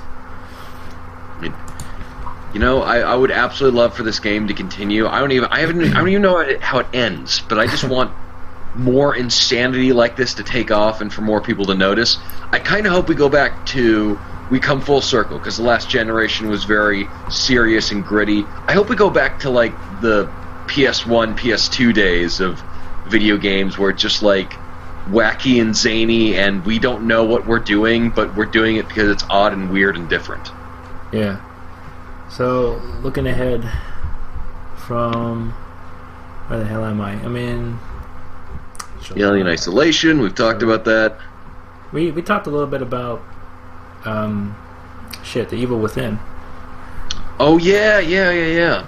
Which I haven't finished yet, but I mean, some of the podcasts I've listened to, they've kind of have been really interested in me going back to it. I didn't dislike the game, but it definitely at the beginning, getting used to the game being in just pretty much widescreen, it was a little bit. Yeah. It was a little bit hard to get used to because the widescreen kind of affected your line of sight for sure. It made you a little bit. Yeah. It made you question on every move you make. Like it would make you question it more than you wouldn't. No, more than normal. to say. The weirdest thing is that it wouldn't have been a problem if verticality was not a big part of the gameplay. Like if you were just doing like horizontal movements or what have you, like that would be fine. But the problem is that like you have to shoot things out of the air. You have sometimes enemies who are on walls and you need to look up, but then you see like the black screen bar, you see the black bars, and you're like, why are these here? And it was like, okay, I don't even get why it's done for an artistic choice, just because it's like, okay, this isn't cinema. Why are you doing this? And it's, I played it, and it was just, it felt like a very, this felt like a poor man's version of Resident Evil 4. Whereas, Deadly Premonition used that kind of model to do something very charming. This felt like it was trying to ape the style of Resident Evil 4 so badly and just got it wrong. Like, there's bosses with hair, like, they're kind of a grunge-esque boss who's like this multi-armed spider woman, and she's got hair, and the texture for her hair is terrible. It, like, crinkles, it looks like folded paper when it's, like, sloshing around. And it's just like these weird, the fire effects don't look that great. Like the character models sometimes look nice, but then there's like weird pacing issues and what is Jackie Earle Haley doing in this game? I don't know. Oh shit. Yeah, and it's all over the place, and there's a lot of good in there, but you also have to wade through a lot of really strange decisions. Yeah, that's what I heard. It's a kind of a mixed bag. Like there is some good ideas, and I think from what you told me the last time we talked about this, it was a pretty interesting payoff of the story, like near the end. I think you brought up it was something cerebral. Don't remember exactly what, but I've kind of heard that same thing, that there's like a interesting payoff on it, kind of how the story's presented and how kind of things unravel in some way. It's the payoff is a bit like, oh, okay, that's an interesting sort of kind of like Inception or Dark City or The Matrix, where you think about the perspective of reality. It's interesting in that sense, but there's a lot of kind of disjointed places where it's. But that might, like, you could argue that's part of the universe in terms of like information's not always concurrent, and just there's some brutal stuff. There's a puzzle about 3/4 of the way in that made me feel nauseous just with what they did. Yeah. I do like the whole motif of essentially putting like giving yourself electric shock therapy to be better at like shooting a gun or being able to withstand more pain, just because like you it's implied that you can't feel anything because your upgrades essentially kill that part of your brain which feels pain. Yeah, I mean that's from what I gathered of that game. I had the same thing happen where I played it for a little bit and it took like a long break from it and it took me a long time to come back to it. It was the same for it was the Shadows of the Damned. I had that same feeling towards it. Like it wasn't a bad game, but there were parts to it that just kind of annoyed me, and I just didn't bother to really force myself to finish it until like later on. And it was the same for. I feel that's gonna be the same thing for this game. Yeah. But the hot boner. But nonetheless, depending on if you're in the mood for some horror games, I would be one to check out for sure. If you can get through some of the kind of small parts, not game breaking at all, but some of the minor annoyances, I think you'll probably enjoy it. It's probably as close as you're gonna get for like Resident Evil 4. Even then, It's not nowhere near as awesome or fun as Resident Evil 4, but it strives to have that kind of the same mechanics for sure. Other than that, I'm trying to look through the list. I'm already in October, and I just realized that, damn, there really wasn't much. It was like a very far and few between. Some of the major stuff. I would say my game of the year for sure. This is definitive for me. It would be Bayonetta 2. Ooh, okay. I've heard great things about that. Like Wii U owners have been praising it up and down because I've heard it's nothing but great. Phenomenal, man. I mean, not to mention you buy that game on retail, it comes free. Bayonetta 1 comes free with that game. So I mean, if that is not worth the price of admission already, you get 2 games for the price of 1. Enjoy the hell out of Bayonetta 2. It's definitely. I would say it's definitely a bit easier than the first one, but it's still hard as hell in some parts. I love what they did in terms of presentation, and some of the game and some of the mechanics changed a little bit as well. There isn't as much weird platforming and also little puzzles that were in the first one that I felt that it broke up the pace of that game. I would say the pacing for the first one wasn't that great to me personally. I'd say the second one had better pacing, and it wasn't as long as the first one was, because there was a point where it just kind of dragged on. I was like, damn, when's this game going to be over? I'm enjoying fighting all these different enemies, but I felt like it overstayed its welcome. But this one was good. There's a lot of customizations, after you beat it, a lot of different Nintendo themed. Obviously, since Nintendo has funded the game and pretty much made it exclusive to their console for at the time being, since we didn't think we were going to get a sequel to this, because it didn't do that tremendously well to get a sequel. But Nintendo saw some potential in bringing it in under its wing, and plus they needed some games as well. But I would say this year has probably been a good year for Nintendo. I mean, last year was a good year for Nintendo. They had a lot of great games. Mario Kart 8, fantastic.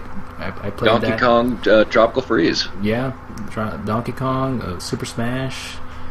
They really got a strong year. They had a very strong year, and this is coming from folks that didn't see much potential in the Wii U at first. They definitely did have their year where they kind of struggled, but they definitely bounced back. So Bayonetta 2 good on Nintendo. They've certainly needed a win.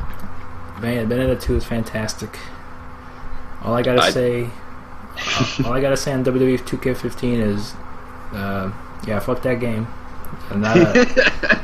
Did not enjoy it. It took a step back from what I enjoyed about wrestling games. They try to make it too much like a simulator than anything. I love the arcade. I like arcade wrestling games rather than just more that they try to simulate the actual matches, like as close to what you see on TV more. Like it was more slower, and the animations were always sometimes the same. Especially, it would take so long just to pick somebody up, and they had the stamina system where you really get tired out quick. The flow of that game, it wasn't for me, and not even get me started on like the career mode where you can pretty much develop your create a wrestler from the bottom of the food chain to the main event status. What they did at the end was terrible. It was obviously rushed. Did they have a QTE sequence of stabbing Sauron? I wish they did, to be honest with you. But honestly, once you win the belt, I mean, winning the world heavyweight title is very important, in wrestling, especially in the games. Once you win that, you're a main event player, as they say. But after you won it, they fast forward 10 years into your career, and then it's like you're gonna have a retirement match, and you get to pick who you want to fight in your last match. Like what the hell? The point of playing a wrestling game is to be the champion and defend it, not fast forward 10 years after you win it and then get a retirement match. Is like when you win the championship, is it just like the depressing the wrestler like type of storyline where you're just going around just like getting fat and people not recognizing you and just like being depressed, and then like, oh, you have your final bout but you might die during the middle of it? I wish it was like that. Honestly, CH, the career mode is little to non-existent. There is no story. at all. No. You get the same you get the same text every week, because it goes by weeks. Every match you have, after you finish it, it goes by week to week, and it starts to go into years. It's a very long, drawn out career mode where you see the same text repeated. It's like, all right, you win this match, you may get something planning in the future. You may be getting a spot in a pay-per-view, or you may see bigger and better things. It's the same thing. Rinse and repeat. Get an acting career like Dwayne Johnson. It's rinse and repeat, level grinding. There's little to no story in there. Even when there's no cutscenes, very far few between. And when there is, there could have been potential for something there. But there's no story, really. Not at all. It's disappointing. Very disappointing. Oh, I'm sorry, man. Ooh. Yeah. Let's not to get that out. You know what? There is something to be looking forward to, though, on this list, which I consider my game of the year. Yeah? You know what it is? What would that be? Sonic Boom: Rise of Lyric. Oh, man. The universally acclaimed series has returned to deliver another stinking pile of poo, which people are saying this is worse than Sonic 06, which Whoa. People could not believe that was even worse. Like there's like walkthroughs of just people wondering what the hell is going on. There's an episode of Game Grumps where like the first 5 minutes is their editor just sitting down going, look at all these weird like graphical oddities here. It's like in a cutscene where it's like look at this happening. Like they start over here and now they're over here. The physics don't make any sense. It just like you have more laughs at this than Sonic 06, and just thank you so much, Team Sonic, Sega, for allowing this to come into fruition. Just to remind us, oh yes, there are at the bottom of the barrel, and you guys have made it. Goddamn. Yeah, but there is an actual game of the year, or at least top games that I loved from last year. Can you guess what it is? It's an RPG. An RPG. Did you get the chance to play some Dragon Age Inquisition? I am the Herald of Andraste! Yes, it's, I gotta say, I absolutely love Dragon Age Inquisition. I love the setting, I love the characters. The characters are what make this game for me. The exploration of the different factions, it's great. As expansive as, I'd say, Game of Thrones in terms of, like, okay, you have these different warring factions. Here you have Orlais and Ferelden, and you have to work inside of different political factions. Some you can win over with force, some you can just send on over. And there are a lot more gray areas than I'd say the Mass Effect series, because like the Mass Effect's like, okay, you kind of get the same. You either do like side with one character or another, but it's usually pretty obvious which one you're going to do. This one is very, very tricky in terms of who you side with, because you're going to have to be like, okay, who's going to succeed this political vacuum? This really militaristic guy who's not going to provide a lot of stability, but will be good for us now. This woman who might be well for us in the future, but she's not really powerful right now. Or this other woman who is going to be who's old and who might kick the bucket very soon, creating a power vacuum. So you got to consider all those, and it's never really that clear cut of who to support and what not to do. And I gotta say, they make, once again, BioWare, you guys make some memorable characters. Cole, I love Cole. Cole is what it is, up there with some of my favorite characters, because he's this wandering spirit that becomes physically manifested. He's got this big old hat, like it's the size of an umbrella, opened up, and he reads people's minds, and he doesn't quite get what how humanity interacts with each other. He's kind of like a River from Firefly. And it's a great cast of characters. I love the combat. I love, it's to my great misfortune that I have not finished Dragon Age Origins or Dragon Age 2, because I would love to, get that investment before going into this. But I love Inquisition. Yeah, that's great. I've heard nothing but good things about it. It's one of those things. It's one of those games that I definitely want to play at some point. For me, I'm very much OCD about playing games previous to that, before I really can get into it, just to absorb as much of the lore and story as possible. I haven't played Origins or 2, not because I didn't want to. I just never got around to playing those games. I have Origins now for 360. Even then, I hear it's probably better to play it on PC if possible. But yeah, this is just one of those things I never got the opportunity to get into. But I mean, BioWare is great. You know, they've had, you know, a few missteps here and there, but primarily they've been really good with their games. I mean, they're you know, the people to go to for RPGs and very character driven games for sure. It's certainly, you know, I think it's absolutely fantastic. I love the design of it all, and you know, speaking of RPGs and choosing your own adventure and medieval fantasy, there's also the first episode of Game of Thrones. There is. I was actually going to bring that up a little bit.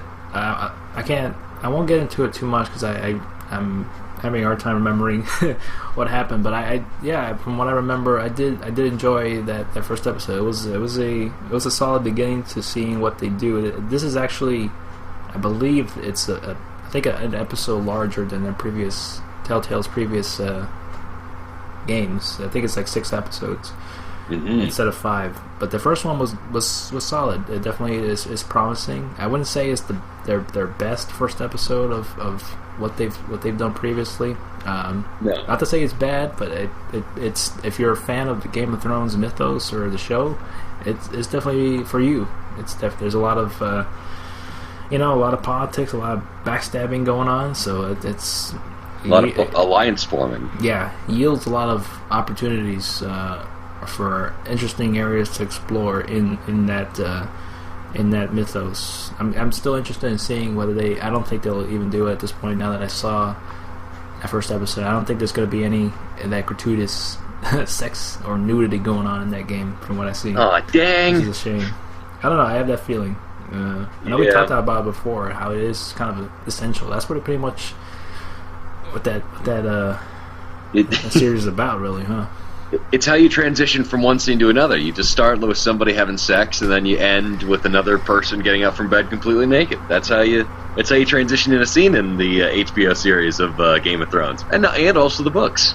Yeah, that's what makes it interesting. How sex can be used as a form of passion, and also a form to it's a weapon. Manipulate things, a lot of what's going on. Very, very, very political heavy type of story. If you're into that, but yeah, I think it's got potential for that first episode. I don't even know when the second one's coming out. It seems like Telltale is doing a whole bunch of things now. Hopefully they don't spread themselves too thin on this one. We'll see how it pans out, because I did buy the season pass. We'll see what happens there. We did have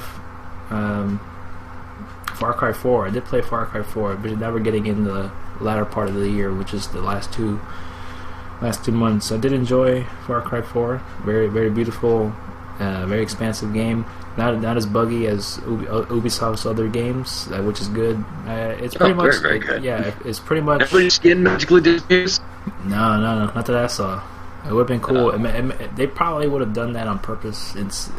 There's a couple of missions you do that you just pretty much you go running from one side like the map to the other when you're all like under hallucinogenic drugs and seeing like flying tigers passing by you. All that crazy shit happens. That was pretty cool. Roaming the jungle, high on something. Yeah, it's a good game. If you haven't played Far Cry 3, definitely pick this up. It's a lot more of the same in terms of what Far Cry 3 did. It was pretty much, have fun in this very open world and jungle, but you're in the Himalayas in this one. A lot to do. A lot of shooting. It's not. I mean, you would say it's almost like Skyrim with guns in some way, but it's not. There's not a whole lot of emphasis on loot, on picking up loot, which is one of the things that could take up a whole lot of time, which this doesn't really do. But it could be, it's used more as a frame of currency at this point. But it was a lot of fun. I would say it had the same thing as the Far Cry 3, where it had a story you really couldn't care much about, and characters that weren't really that interesting. I would say this one did a little bit better than the Far Cry 3. Just the Far Cry 3 story was garbage.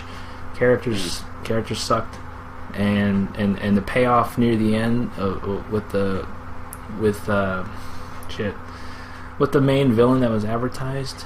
It was very Raz? Yeah, it was very non-existent, and it was kind of a disappointing end to him. Anyways, the only interesting part of him was like the very beginning that really set the mood up for there. But he was very underused. I would say this is kind of a little bit of the same, but it was a little bit better, but not a whole lot. I think Troy Baker did the voice of Pagan Min, who was like the villain of this game.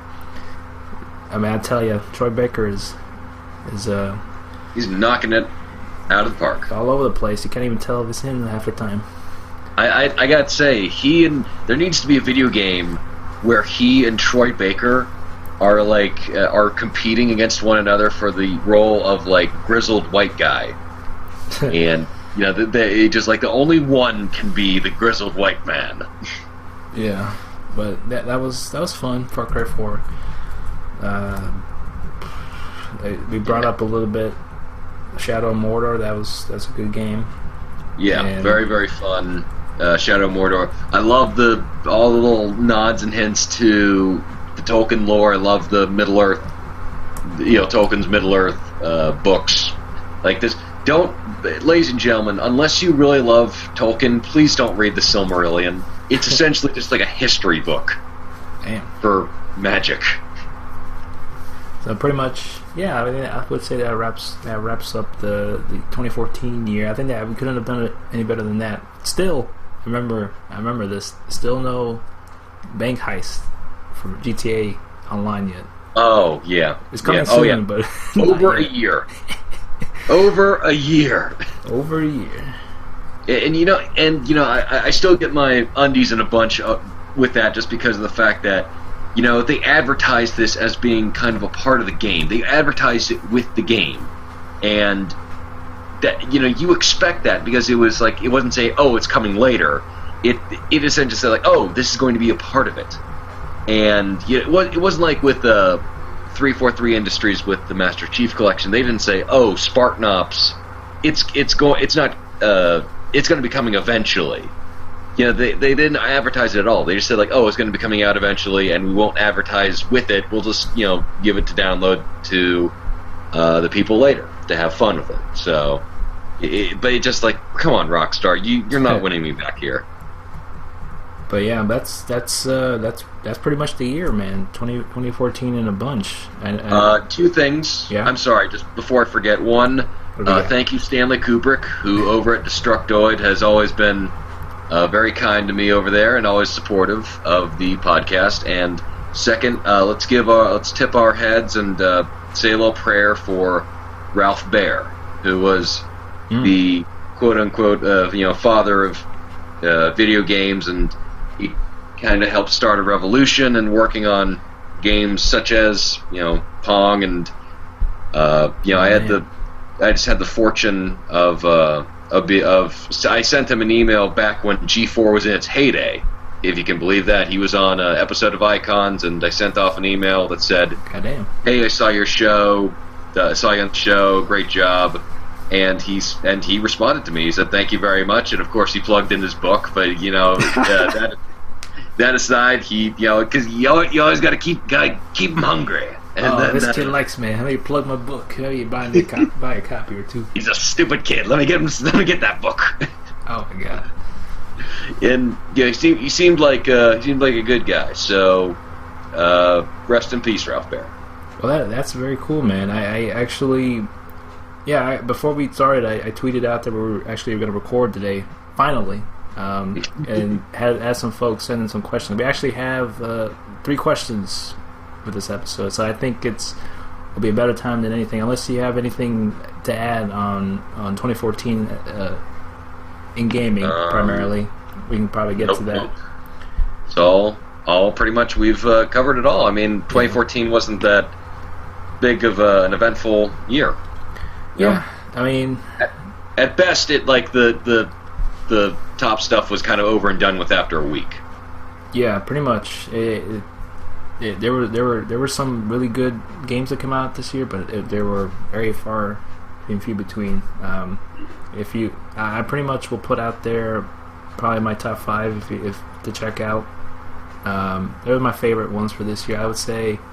Sure. 5 was. Right now, too. I'm writing it down in my head as I visualize the list. I would say number 5 would be Wolf Among Us. That was a good one. Number 4 would be. I'm gonna put in Hitman Go. That was a good, fun mobile game. Number 3 would be Shadow of Mordor. That's a good one. Number 2, Dark Souls 2, and to wrap up number 1, Bayonetta 2. Fantastic game. It was Bayonetta 2 has, from everything I've heard and the reviews I've seen, it looks just as crazy, if not more so, than the first game. Exactly. That's what I love about it, and the combat is just addictive as all hell. All the interesting and Joe Pesci character returns. I can't ask for any much more. What a world! What a world! And then there's this kind of. I sounded like Alpha from Power Rangers with that one. Hey, what a world! They had this cool like J-pop cover of Moon River, which is pretty good.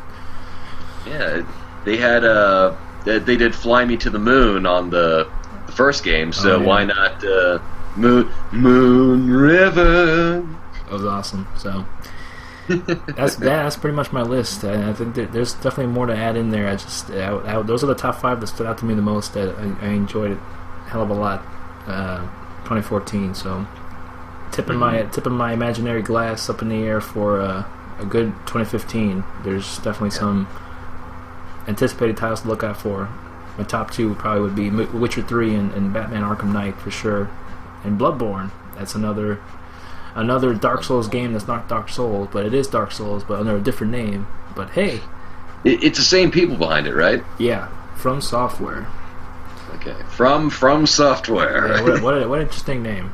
Use that in a sentence and try not to look weird. But they should have done like From Software From, so they could like really confuse the audience. Like From Software From. Jesus. 2014 was all right, not spectacular, but here's the 2015. Yes. Looking forward to Halo 5. I'm looking forward to Hellblade. I'm looking forward to Scalebound. All those good games. I'm hoping it's a great year, and I hope great indie games come out too. Dreamfall Chapters, Broken Age Part 2.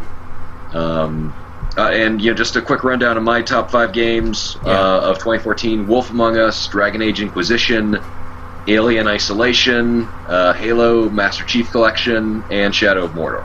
Not in any particular order. Good stuff, yeah, for sure. Great list of games right there. We'll see what happens in 2015. Now that I think about it, I really hope, maybe not next year, for at least a year or two, I really hope we get another Splinter Cell game, now that I think about it. Hell yeah. That would be excellent, especially since, it was, I love Blacklist, but some of those cutscenes, those were chugging along, pretty heavily since, it was working with everything it could. Them teeth on some characters. them shiny teeth. Them gums right there. Yeah, I just wanted to be like, they better not have just like a piece of lettuce in their teeth, or otherwise I would just like have a toothbrush like scrubbing the back and forth of my TV monitor. Just like, come on, get it out of there. I can see it now. Yeah, I really hope we see more of that franchise soon. I would say Splinter Cell, to be honest with you. I would say that's probably the most consistent franchise that Ubisoft has had, that they haven't fucked up. Yeah. I totally every game is pretty solid. Like I'm not gonna say that the stories for each one of them are fantastic, but they explore interesting ideas. But they never have shit broken. They've been really good with that aspect. And for instance, they've even canceled Conviction completely when they saw that Assassin's Creed was going to be kind of similar. So they just said, okay, screw it, we'll go back to the drawing board and make another game. They easily could have put that out, from what we saw. They could have just not given a damn.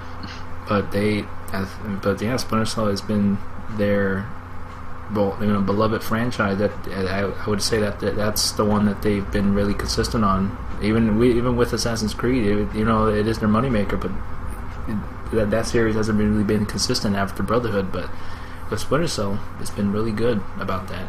So I'm really, now that I think about it, I know we talked in length about past Splinter Cell games, so we won't get any further in that. You can listen to past episodes on that. We can talk about Double Agent, Conviction all day. Till the cows come home. So, yeah, pretty much it. Let me pull up the questions. I know you brought up Stanley Kubrick. He's actually been one of the old listeners from Spill. I mean, there's definitely others as well, but he's definitely been. He's a survivor. He's been the most vocal about when we'll do another episode. I feel bad sometimes we don't do one. It's like, Stanley's waiting for one. We gotta do something. Yeah. Anything for Stanley. So I think he sent this one about like I didn't notice this until he told me. When I looked back on like 2 or 3 episodes ago, and keep in mind, folks, sometimes we go like a month or two in gaps between episodes. So he sent this in probably like 3 episodes ago, which probably consists like 4 or 5 months ago. This question in the comment I didn't even see. So I'll read it off to you. We'll discuss it a little bit. So let me take a look here. His question is regarding first-person shooters. Which type do you prefer? Non-realistic or slightly more realistic? I refer to Call of Duty versus Battlefield, with Battlefield having real-life physics combat with proper long-distance bullet drop and vertical muzzle jump during firing, but Call of Duty not having quite the same real combat problems to increase difficulty and test the player's skill. So this is definitely a question that's been debated or preferred among some folks. Yeah, whether it be the non-realistic or the more slightly realistic first-person shooters. Yeah. You can go first. I'm still drawing my conclusions. Yeah, personally for me, much like wrestling games, I prefer like the arcadey kind of first-person shooters. There's always been more appealing to me, and then rather than just like aiming down the sights in a particular way, like not even like pointing at a guy's head, you have to like aim higher than that. It gets to the point where they go really in depth with like some of the physics and how the bullets land. It's a bit too much for me. So I've always been interested in more of the arcadey kind of shooters, like Duke Nukem or just those kind of games in general. I've been very in the mindset of arcade shooters that don't have much of an emphasis on realism, but more of a emphasis on total non-stop action and just balls to the wall explosions. I'm all for that. That's some fun stuff. It is.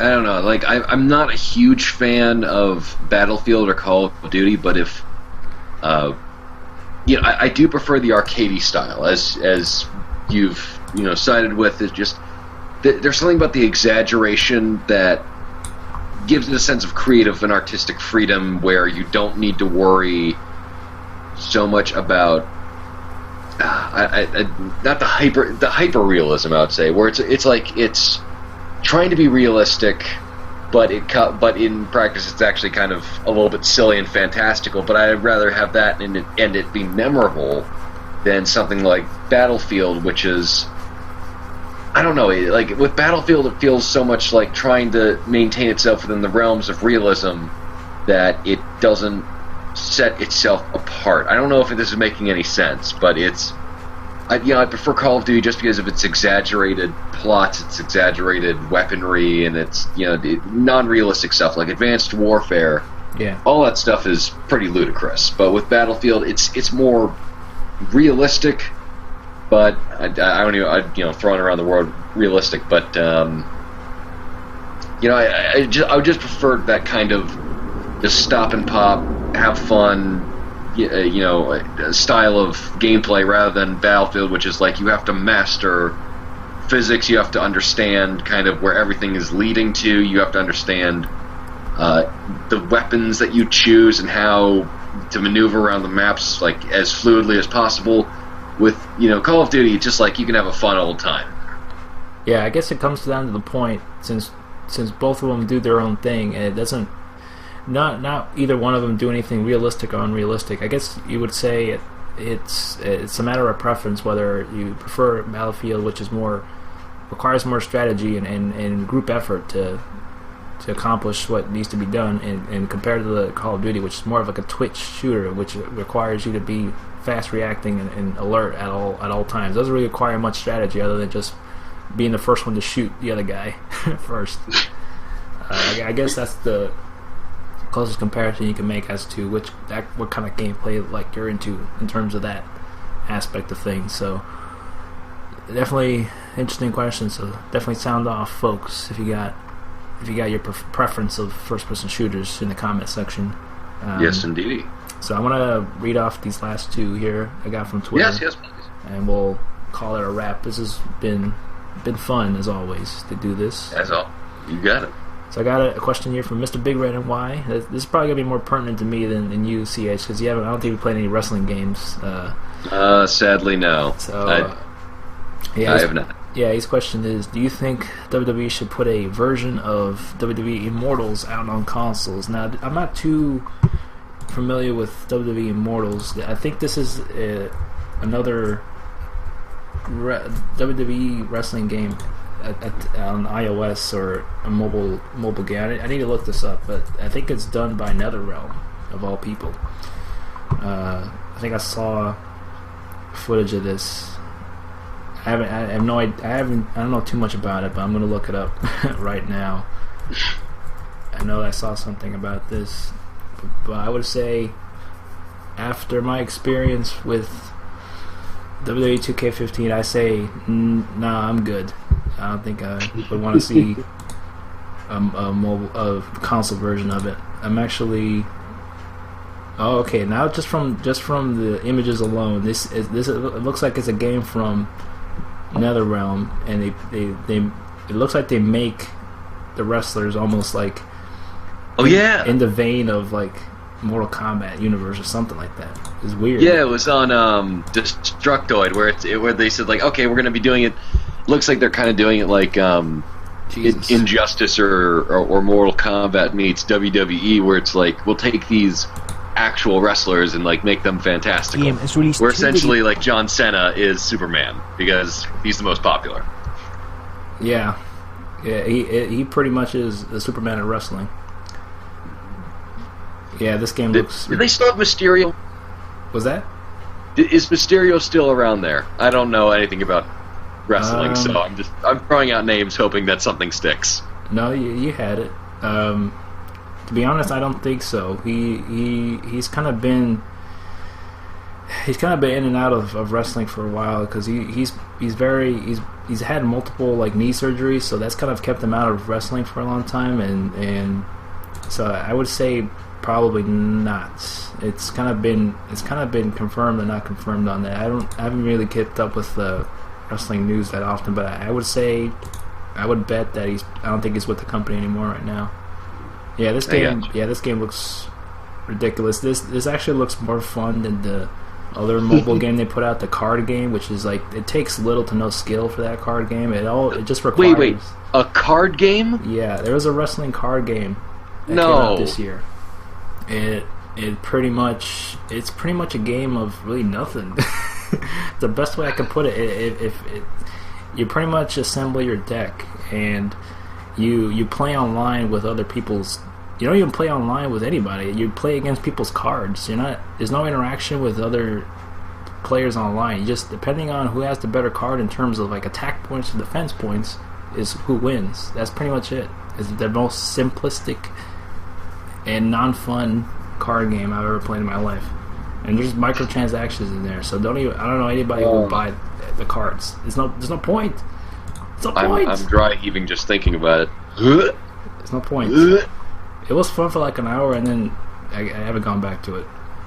And fun is a loose word I'm using right now. So I would say nah, Big Red. I know you're a wrestling fan through and through. I give Big Red credit. He has a YouTube channel, and he's made the WWE career mode interesting because he's actually putting together a story with his character and editing it in a way that's a lot more, 10 times more interesting than what the developers have done. So I give him props on that. Well, Big Red, I look forward to seeing your narrative masterpiece. It's good stuff. And the final question to wrap up this podcast here, hopefully my head doesn't explode thinking about this year of bad wrestling games. Disappointed me. It's almost the same. Never mind. I'm not gonna get into this. What the wrestling right now. All right. But you can get into this wrestling. I would hate for the good people not to be deprived of their, or if you don't want to, then we can just save it for next time. Yeah, next time. Right now, because I'm gonna get an aneurysm just thinking about it right now. Okay. Before we go, would you at least say who it is, and that we'll answer them next time? What did I say? I forgot. I don't know. Big Red was the first one that we were talking about. Who's the second one? Oh, I was gonna get into that. Yeah, it was another okay. Yeah. I'm a little. I'm a little bit passionate about wrestling, and I've also had a falling out with it. It's almost like a first time breakup you have with a girl. Ooh, it's almost like that at this point. So yeah, I could love her if we just got back together. We could do it this right. Yeah, it's almost like that. I'll get into it next time. We'll save it as a tease here for any wrestling fans out there, if there is any. If you want to listen to my opinions on wrestling and the product itself, we'll get into that next week. So that last question we got is from Steve Rome, the great Steve Rome. Steve Rome, how you doing? His question is, when do you think EA is going to stop milking money from its tits in the future? That's a tough one, man. I think he's easily answered as it's going to be a while until it stops making money. We'll start milking money from their franchises.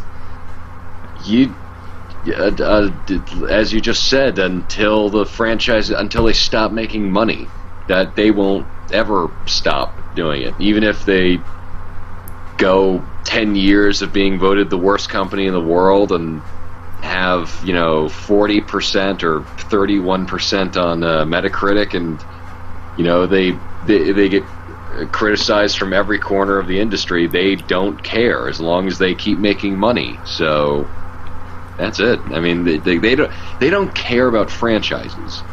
I mean, like the quality of the franchise. They just say like, okay, we need to pump this out because that's all they know how to do.